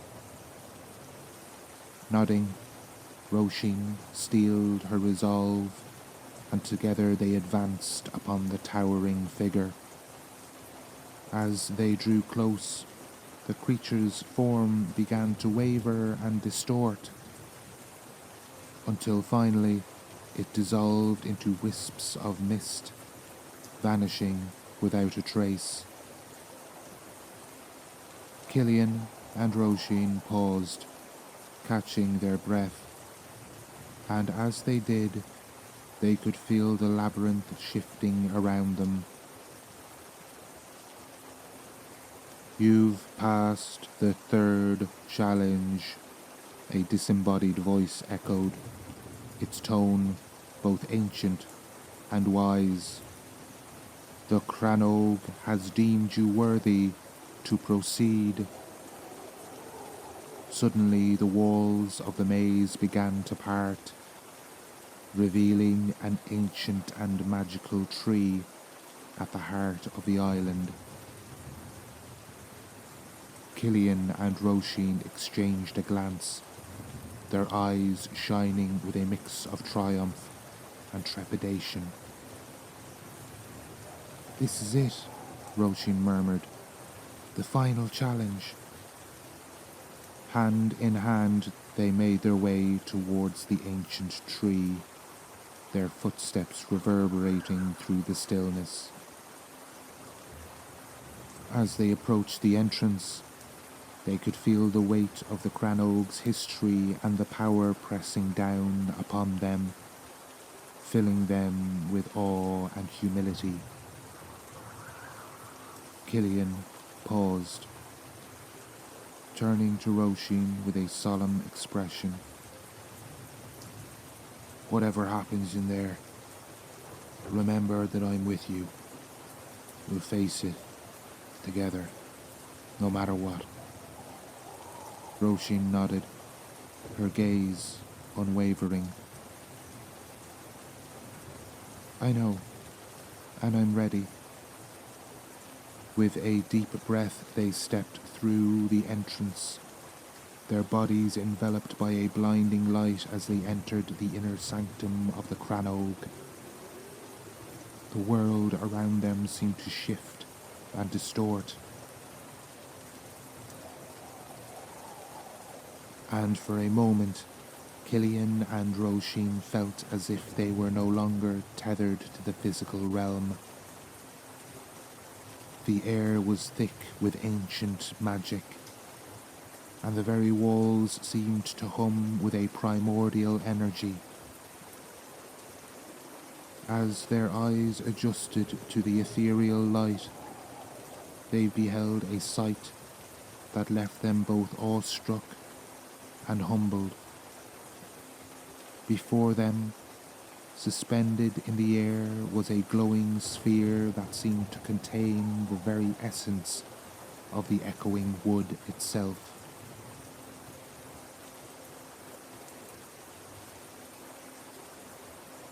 The final piece of the puzzle. Róisín and Cillian turned to see Sean standing in the doorway. Cillian couldn't help but notice the way Sean's expression had shifted, a subtle change that belied an underlying tension. The older man's gaze was fixed intently on the pulsing orb, his face contorted in a way that suggested he was wrestling with some inner conflict. Cillian glanced over at Róisín, and he could see the same glimmer of concern in her eyes. Instinctively, they tightened their grip on each other's hands. "Sean?" Cillian said, his voice measured and cautious. "What is it? You seem troubled." Sean's gaze snapped towards them, and for a fleeting moment, Cillian could have sworn he saw a flicker of something akin to possession in the older man's eyes. But just as quickly as it had happened, it vanished. replaced by an expression of contrition. "Forgive me," Sean said, his tone laced with a hint of weariness. "The power of the Cranog, the weight of our responsibility, it can be overwhelming at times." Róisín stepped forward. "We understand, Sean, but you must know now that we're in this together. Whatever challenges lie ahead, we'll face them as a team." Sean's expression softened, and he nodded slowly. "You're right, my dear, and I'm grateful for your unwavering commitment to the cause." He paused, his gaze drifting back toward the glowing orb. "But there is still much we must do to ensure the safety of the echoing wood."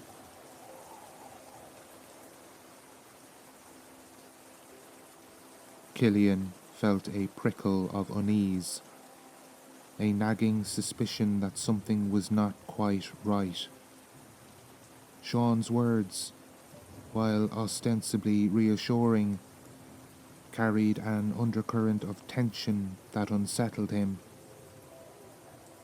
As they stood there, the silence stretching on, Cillian noticed the way Sean's eyes kept darting towards the orb, as if he were fighting the urge to reach out and touch it. Róisín must have sensed Cillian's discomfort, for she stepped closer to him, her free hand coming to rest on his arm.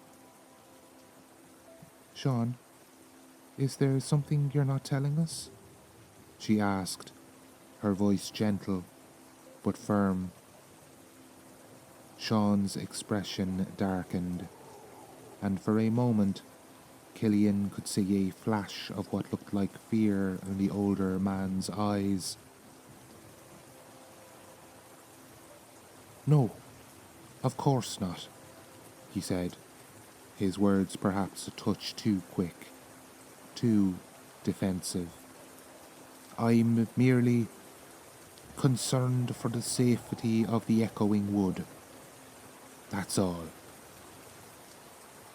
Cillian's eyes narrowed, his suspicions growing by the second.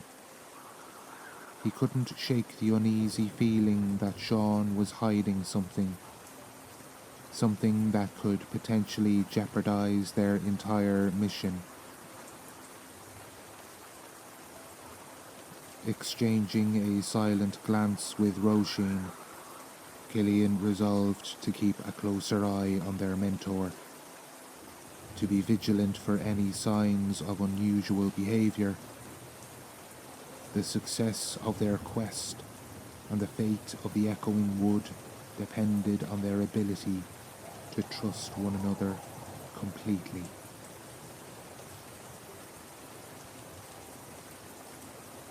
Now turning their attention back to the task at hand, the glowing orb pulsed with an otherworldly energy, reminding them of the gravity of their mission.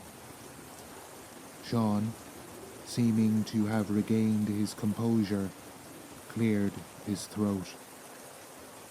"We must prepare for the healing ritual," he said, his voice steady once more. "The fate of the echoing wood hangs in the balance." Cillian nodded, pushing his concerns to the back of his mind for a moment. "What do we need to do?" Sean gestured towards the center of the chamber, where an intricate pattern was etched into the stone floor. "We must position ourselves around the circle," he explained. "The ritual requires the combined energy of all three of us to be successful." Róisín stepped forward. "Tell us what to do, Sean. We're ready." As Sean began to outline the steps of the ritual, Cillian and Róisín listened intently, their minds solely focused on the task ahead. They learned that each of them would need to channel their own unique connection to the echoing wood. Cillian's innate ability to commune with the elements, Róisín's deep understanding of the forest's lore, and Sean's years of experience as a guardian. The ritual will be taxing, Sean warned, his eyes serious. It will require every ounce of strength and concentration you possess. Are you prepared for this? Cillian and Róisín exchanged a glance, their resolve unwavering. We are. We are, they said in unison. Sean nodded, a flicker of pride crossing his face. Then let us begin the preparations. Over the next hour they worked together to set up the ritual space. Cillian gathered sacred herbs from the corners of the chamber, their fragrant aroma filling the air with a sense of ancient magic. Róisín arranged a series of crystals around the circle, each one resonating with the energy of the echoing wood. As they worked, Sean recited ancient incantations, his voice low and melodious. The words seemed to weave a spell around them, heightening their senses and strengthening their connection to the forest. Finally, as the preparations neared completion, Sean turned to Cillian and Róisín with a solemn expression. Before we begin, there is one last thing you must know, he said, his voice barely above a whisper. The ritual will test not only your strength, but also your bond. You must trust in each other completely or all will be lost. We're ready, Cillian said. For the echoing wood, Róisín replied softly. Sean nodded, a mix of emotions playing across his face. Then let us begin. May the spirits of the forest guide us and protect us in this sacred task.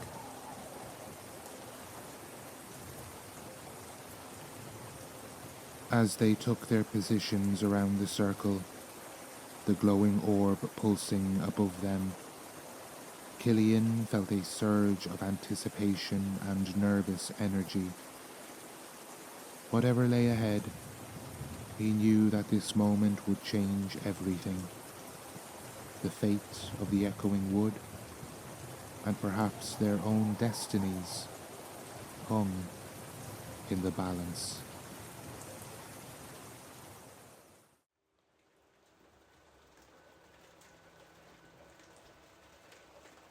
Chapter 4. Destiny Fulfilled.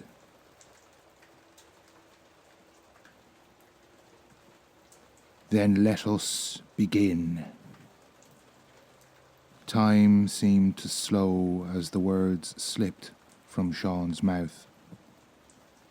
The air shimmered with an otherworldly light, and the very walls seemed to pulse with a life of their own. The inner sanctum was a vast circular chamber, its domed ceiling so high it seemed to disappear into shadows. At the center spot stood a raised dais, now surrounded by the crystals Róisín had meticulously placed, pulsing with a mesmerizing emerald light.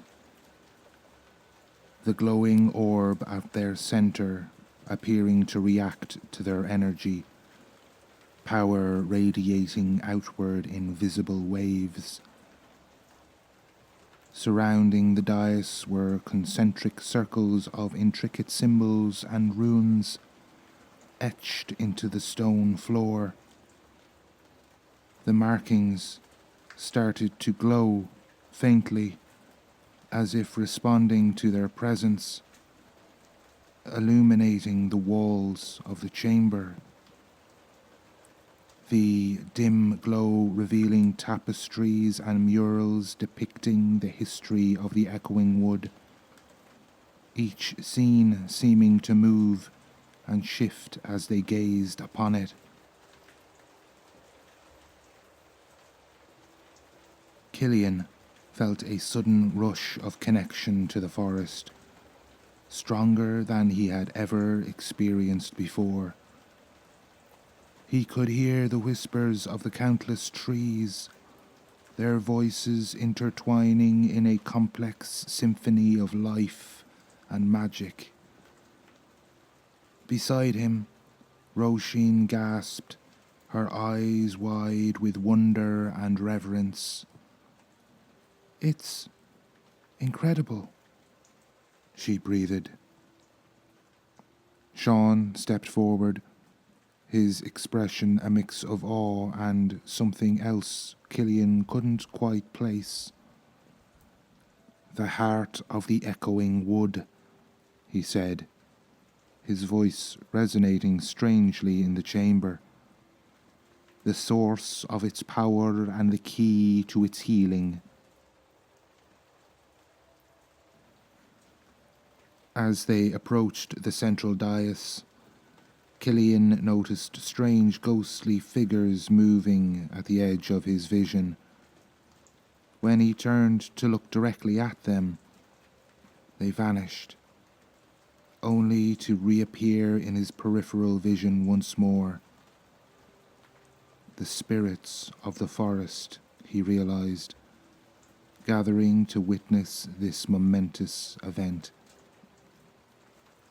"What do we do now?"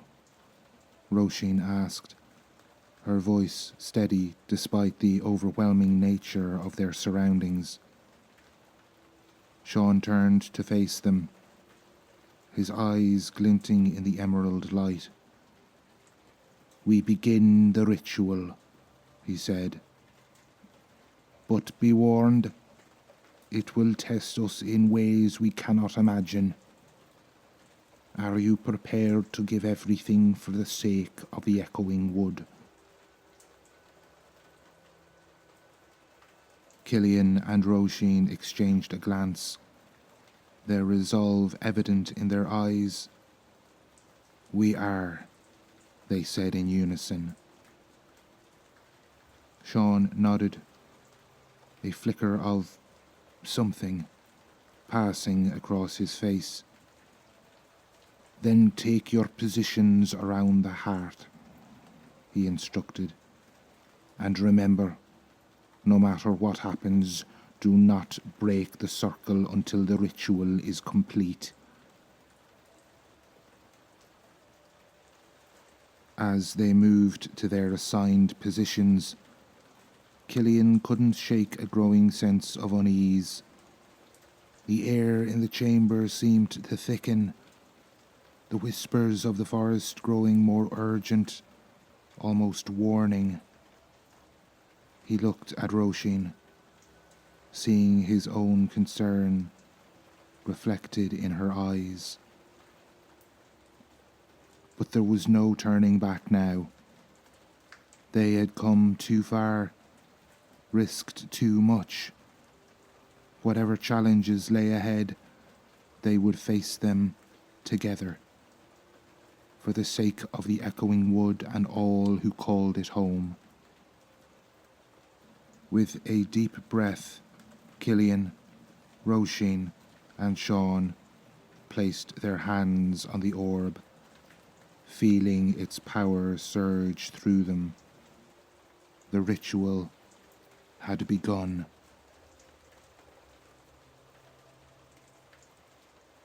The energy in the chamber intensified.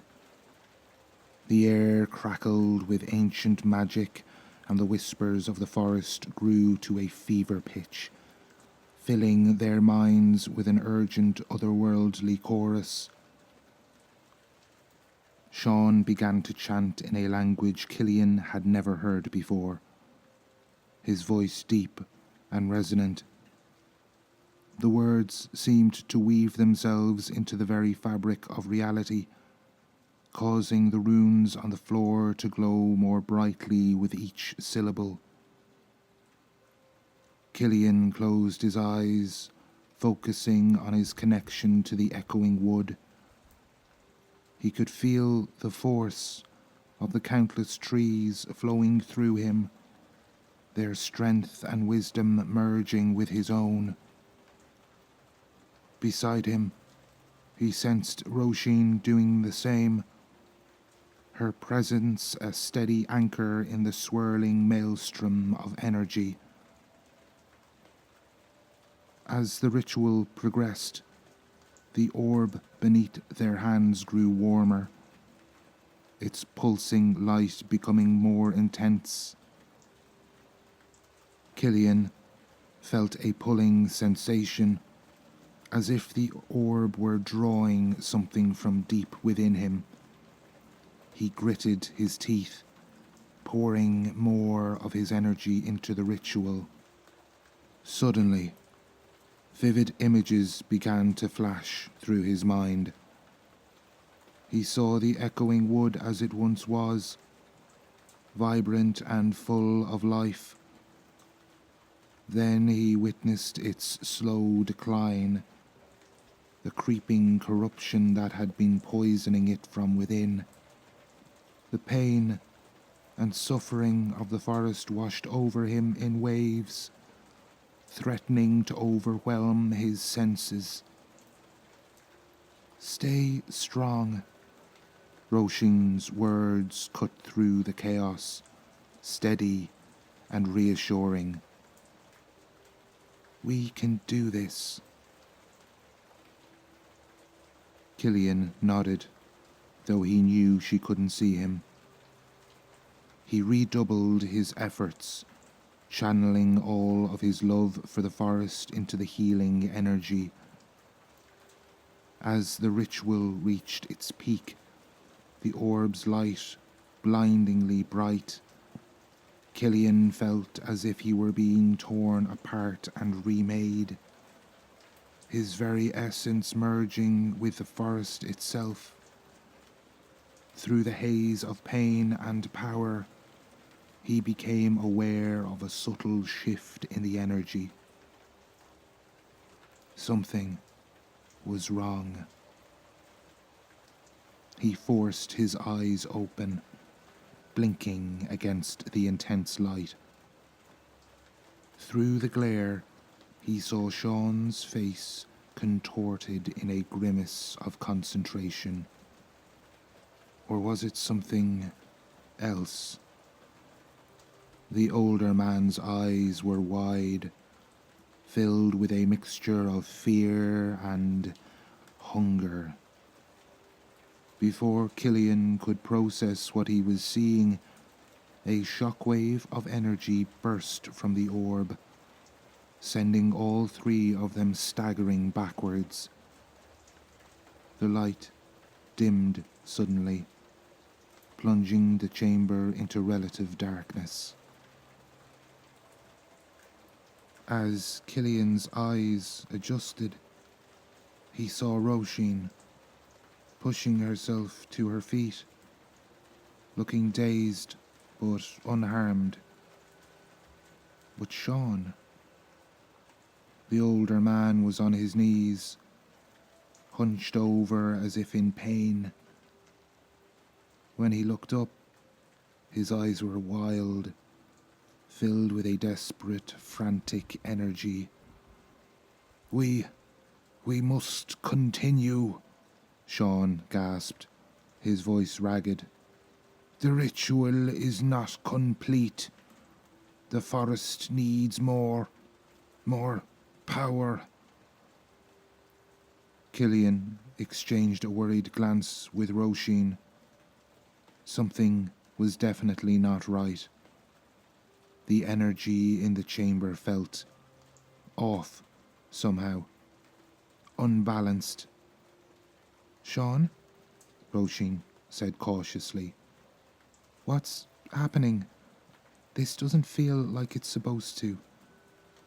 Sean's head snapped up, his gaze locking onto Róisín with an intensity that made Cillian's blood run cold.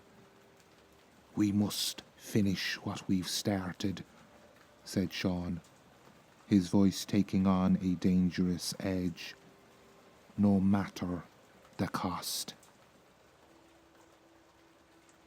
The tension in the chamber escalated rapidly as Sean's words hung in the air.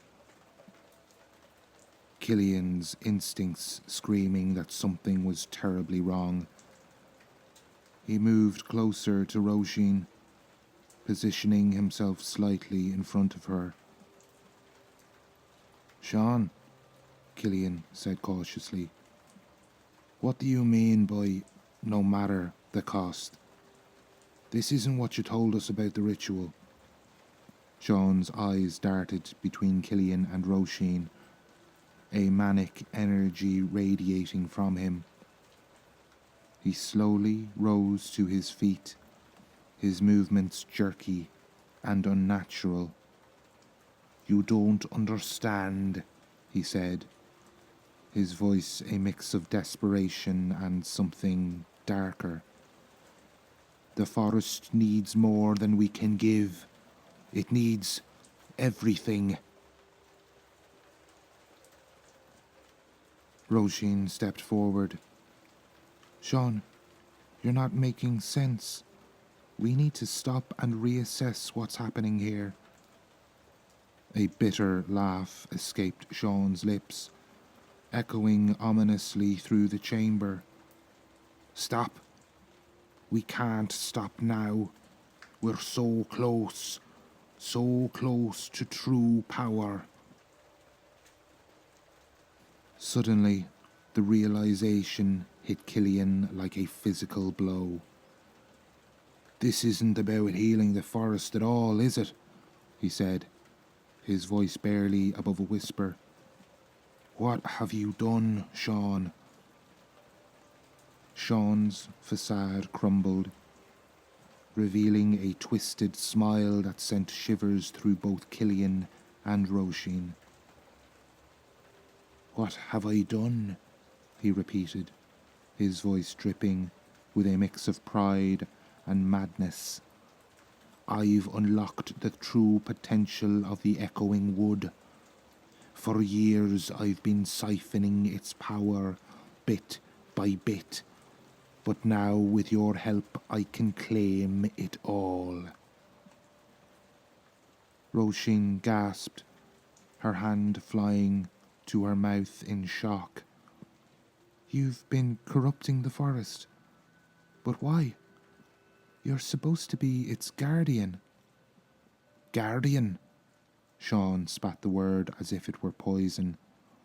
I was meant to be so much more. The echoing wood has power beyond your wildest imagination, and for centuries it's been wasted on maintaining some ridiculous balance. But I saw the truth. With that power I could reshape the world itself. Cillian's mind raced, piecing together the clues they'd overlooked. The forest's mysterious decline, Sean's increasingly erratic behaviour, the strange energy they'd felt throughout their journey. It all made a terrible kind of sense now. You brought us here to use us, Cillian said, his voice growing stronger with anger. You needed our connection to the forest to complete your ritual. Sean's smile widened, a predatory gleam in his eyes. Clever boy. Yes, your pure connection to the echoing wood was the key I needed to unlock its full potential. And now, thanks to you, I'm closer than ever to achieving my goal.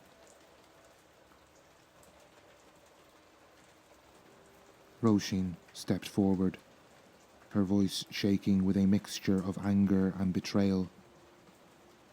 We won't help you destroy what we've sworn to protect. This ends now, Sean. A dark chuckle escaped Sean's lips. Oh, my dear Róisín, you don't have a choice. The ritual has already begun, and your life forces are tied to it now. One way or another, I will claim the power I deserve. With a sudden, violent gesture, Sean thrust his hands towards the orb. Dark tendrils of energy erupted from his fingertips, enveloping the glowing stone.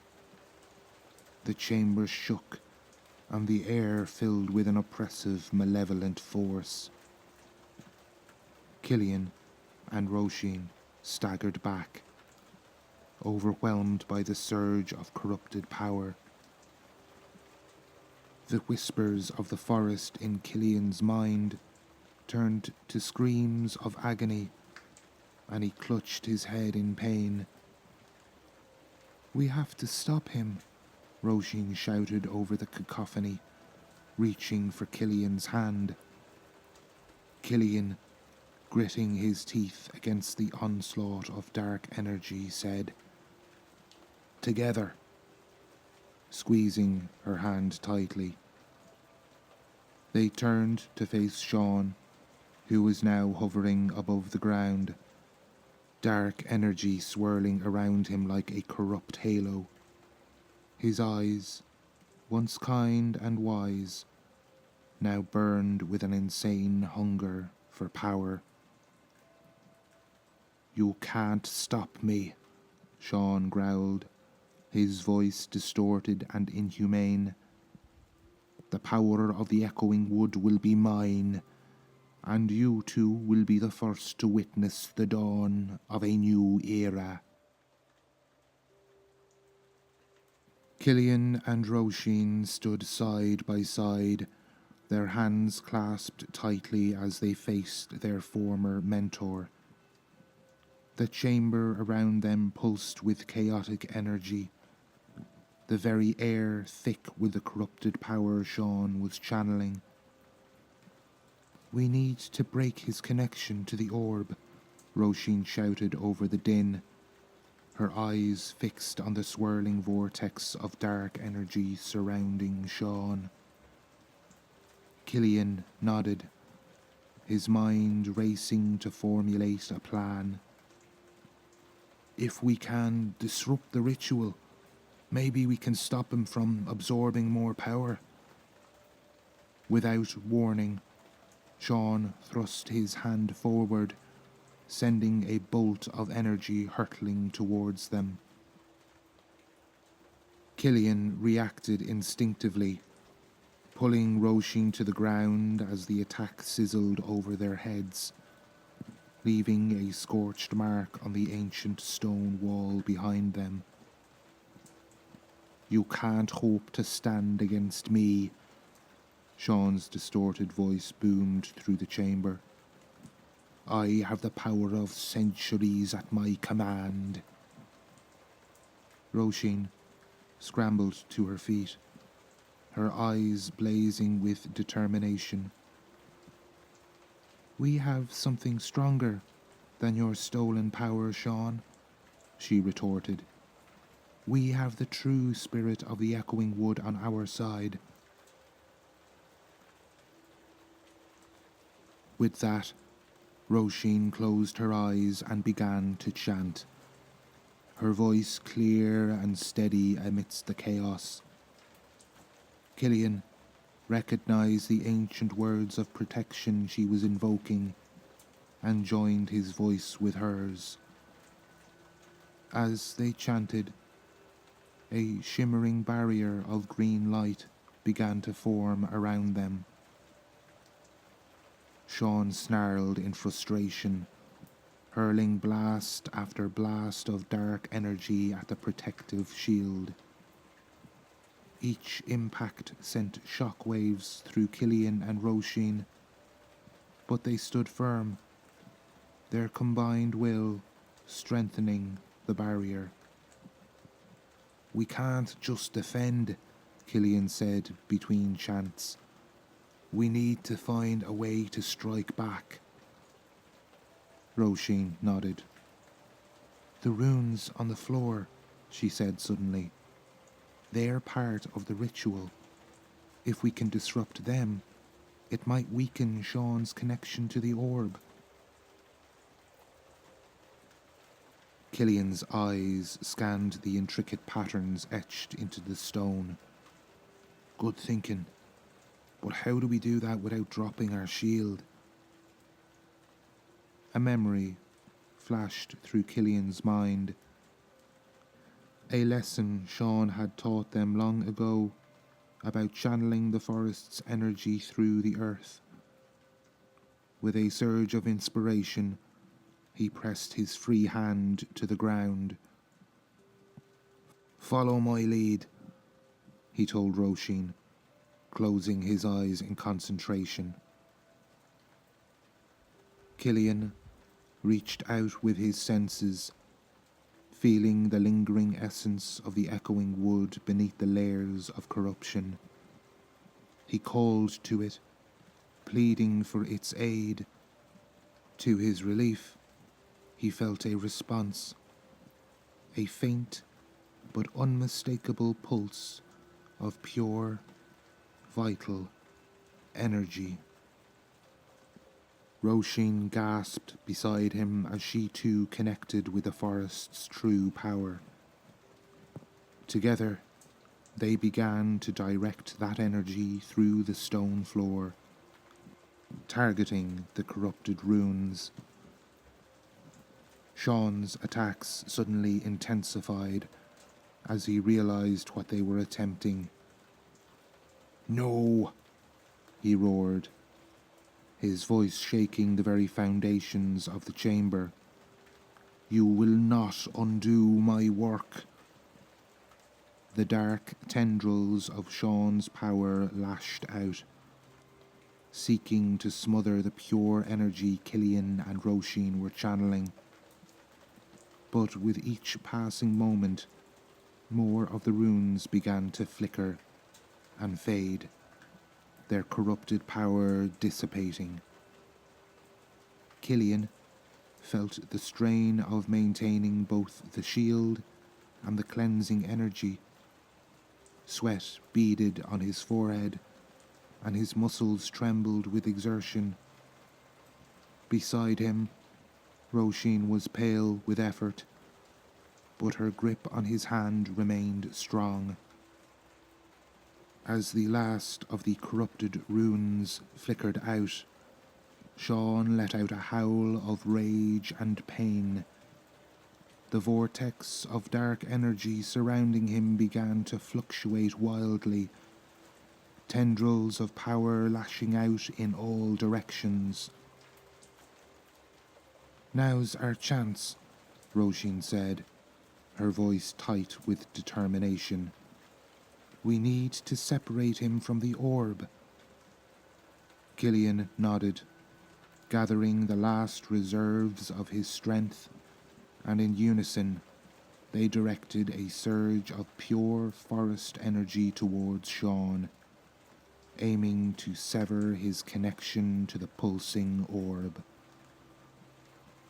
The chamber filled with blinding light as their combined power collided with Sean's dark energy. For a moment, it seemed as if the very fabric of reality was tearing apart around them. Then, with a deafening crack, the corrupted energy surrounding Sean shattered like glass. The former guardian let out an agonized scream as he was thrown backward, his connection to the orb violently severed. He crashed against the far wall of the chamber, slumped to the ground in a daze. Cillian and Róisín stumbled, nearly falling as the backlash of energy washed over them. They clung to each other, gasping for breath, their bodies trembling from the immense effort they had exerted.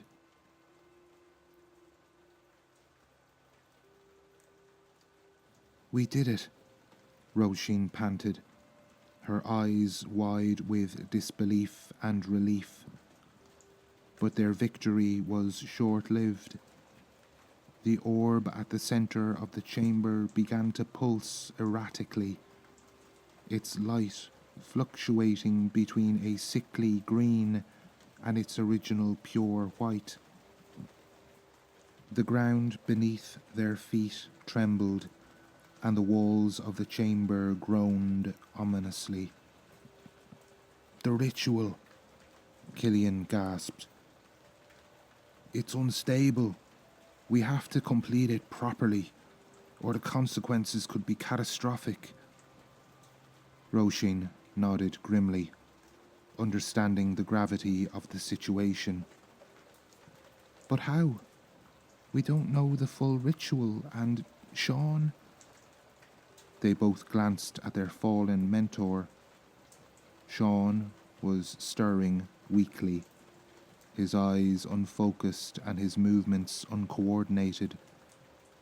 The corruption that had consumed him seemed to be fading, leaving him looking old and frail. "We have to try," Cillian said, determination setting in. "We know the basics, and we have a pure connection to the forest. It has to be enough." Together, they staggered towards the pulsing orb. As they approached, they could feel the chaotic energies swirling around it, a maelstrom of power on the verge of collapse. Sean placed his hand on the orb, and Róisín did the same. The moment they made contact, a jolt of energy surged through them, nearly overwhelming their senses. But they stood firm, drawing upon their deep connection to the echoing wood to anchor themselves. "Focus on healing," Róisín said through gritted teeth. "On restoring balance, on the true nature of the forest." Cillian nodded, closing his eyes and reaching out with his mind. He pictured the echoing wood as it should be, vibrant, full of life, its ancient magic flowing in harmony with the natural world. He felt Róisín doing the same beside him, their energies intertwining and reinforcing each other.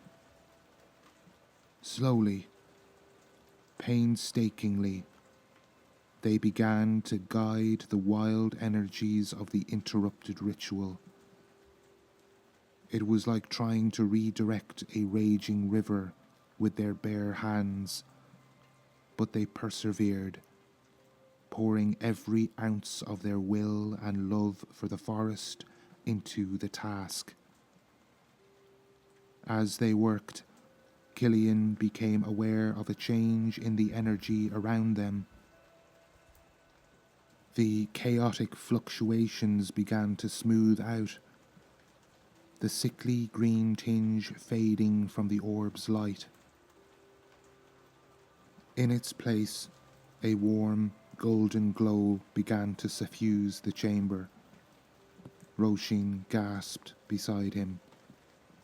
"Cillian, look!"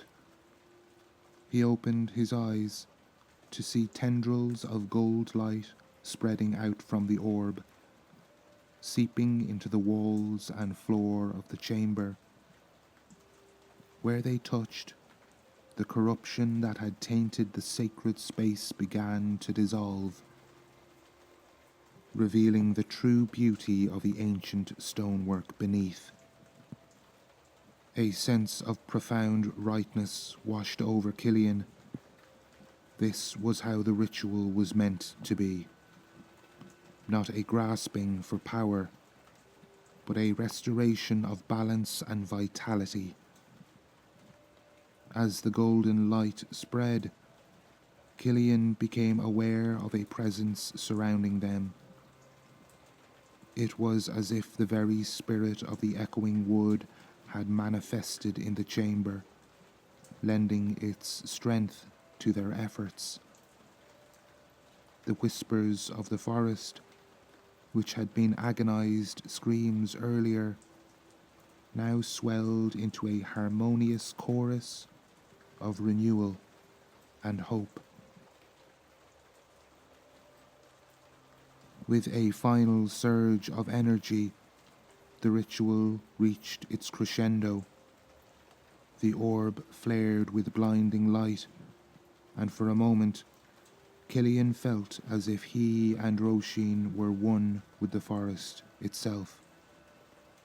Every tree, every leaf, every creature connected in a vast web of life and magic. Then, as suddenly as it had begun, it was over. The light faded, and the chamber fell silent. Cillian and Róisín stumbled back from the orb, exhausted, but filled with a profound sense of accomplishment.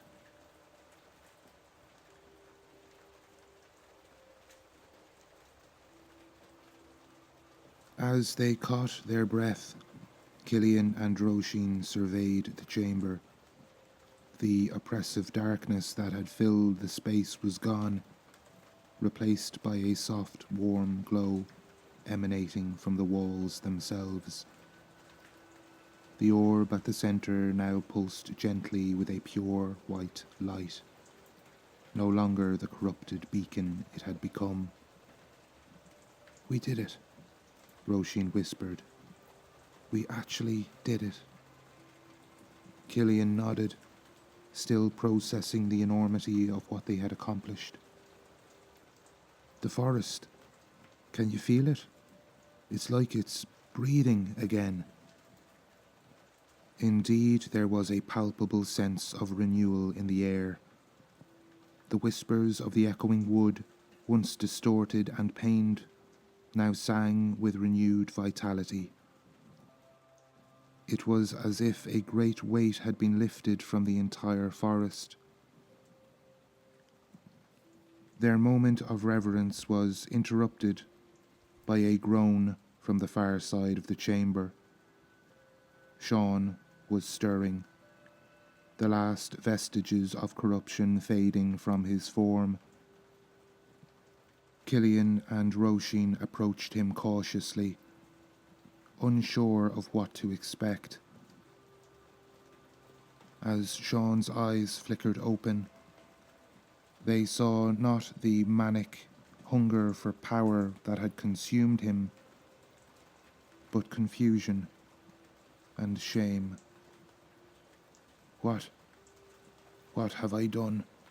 he croaked, his voice weak and trembling. Róisín knelt beside him, her expression a mix of concern and wariness. "You lost your way, Sean. But it's over now. The forest is healing." Sean's eyes filled with tears as the full weight of his actions crashed down upon him. "I'm so sorry," he whispered. "I thought I was doing what was best, but I was blinded by my own ambition." Cillian felt a complex mix of emotions: anger at Sean's betrayal, pity for his fallen mentor, and a tentative hope for redemption. "The damage has been undone," he said carefully, "but there's still work to be done." As if in response to his words, The chamber trembled slightly, small cracks beginning to appear in the walls, golden light seeping through them. "The rift," Sean said, struggling to sit up. "The ritual. It's not just healing the forest. It's sealing the breach between our world and the spirit realm." Róisín's eyes widened in understanding. That's why the original rituals were so important. They weren't just about maintaining the forest's health. They were keeping the balance between worlds. The cracks in the walls began to seal themselves, the golden light growing brighter. The three of them watched in awe as the ancient chamber, which had stood as a nexus point between realms for centuries, began to shift and change. "It's time to go," said Sean, his voice heavy with the weight of knowledge and regret. "This place has served its purpose. The echoing wood will guard its own secrets now." Supporting Sean between them, Cillian and Róisín made their way out of the chamber. As they reached the entrance, they turned for one last look. The walls were now completely sealed, the runes and symbols fading into the stone. The orb gave one final pulse of light, and then the entire chamber vanished from sight. As Cillian and Róisín emerged from the hidden depths of the echoing wood, supporting a weakened Sean between them, the forest seemed to breathe a collective sigh of relief. The oppressive atmosphere that had hung over the woods for months, replaced by a sense of renewal and vitality. Before they made their way home, they left Sean at Dunalan to face his fate at the courts. Aisling greeted them at the gate, her face immediately dropping when she saw the weakened Sean. An unspoken sense of knowing washing over her face. "Thank you, Cillian and Róisín. We will never forget what you have done today." Their journey back to Duncarrick was quiet, each lost in their own thoughts about the momentous events they had just experienced. The village came into view as the sun began to set, painting the sky in hues of orange and pink that seemed to mirror the newfound warmth in the forest. As they approached the outskirts of the village, Cillian and Róisín exchanged a look, their hands finding each other almost instinctively. The trials they had faced together had forged a bond between them that went beyond mere friendship or even romance. They had touched the very essence of the echoing wood, had faced darkness both external and internal, and had emerged stronger for it. "We have a lot to tell the village elders," Róisín said softly, breaking the silence. Cillian nodded. His grip on her hand tightened slightly. "And a lot to figure out for ourselves," he added, his voice full of emotion. As they stood there on the threshold between the forest and their home, they both knew that while one journey had ended, Another was just beginning. The path ahead was uncertain, but they would face it together.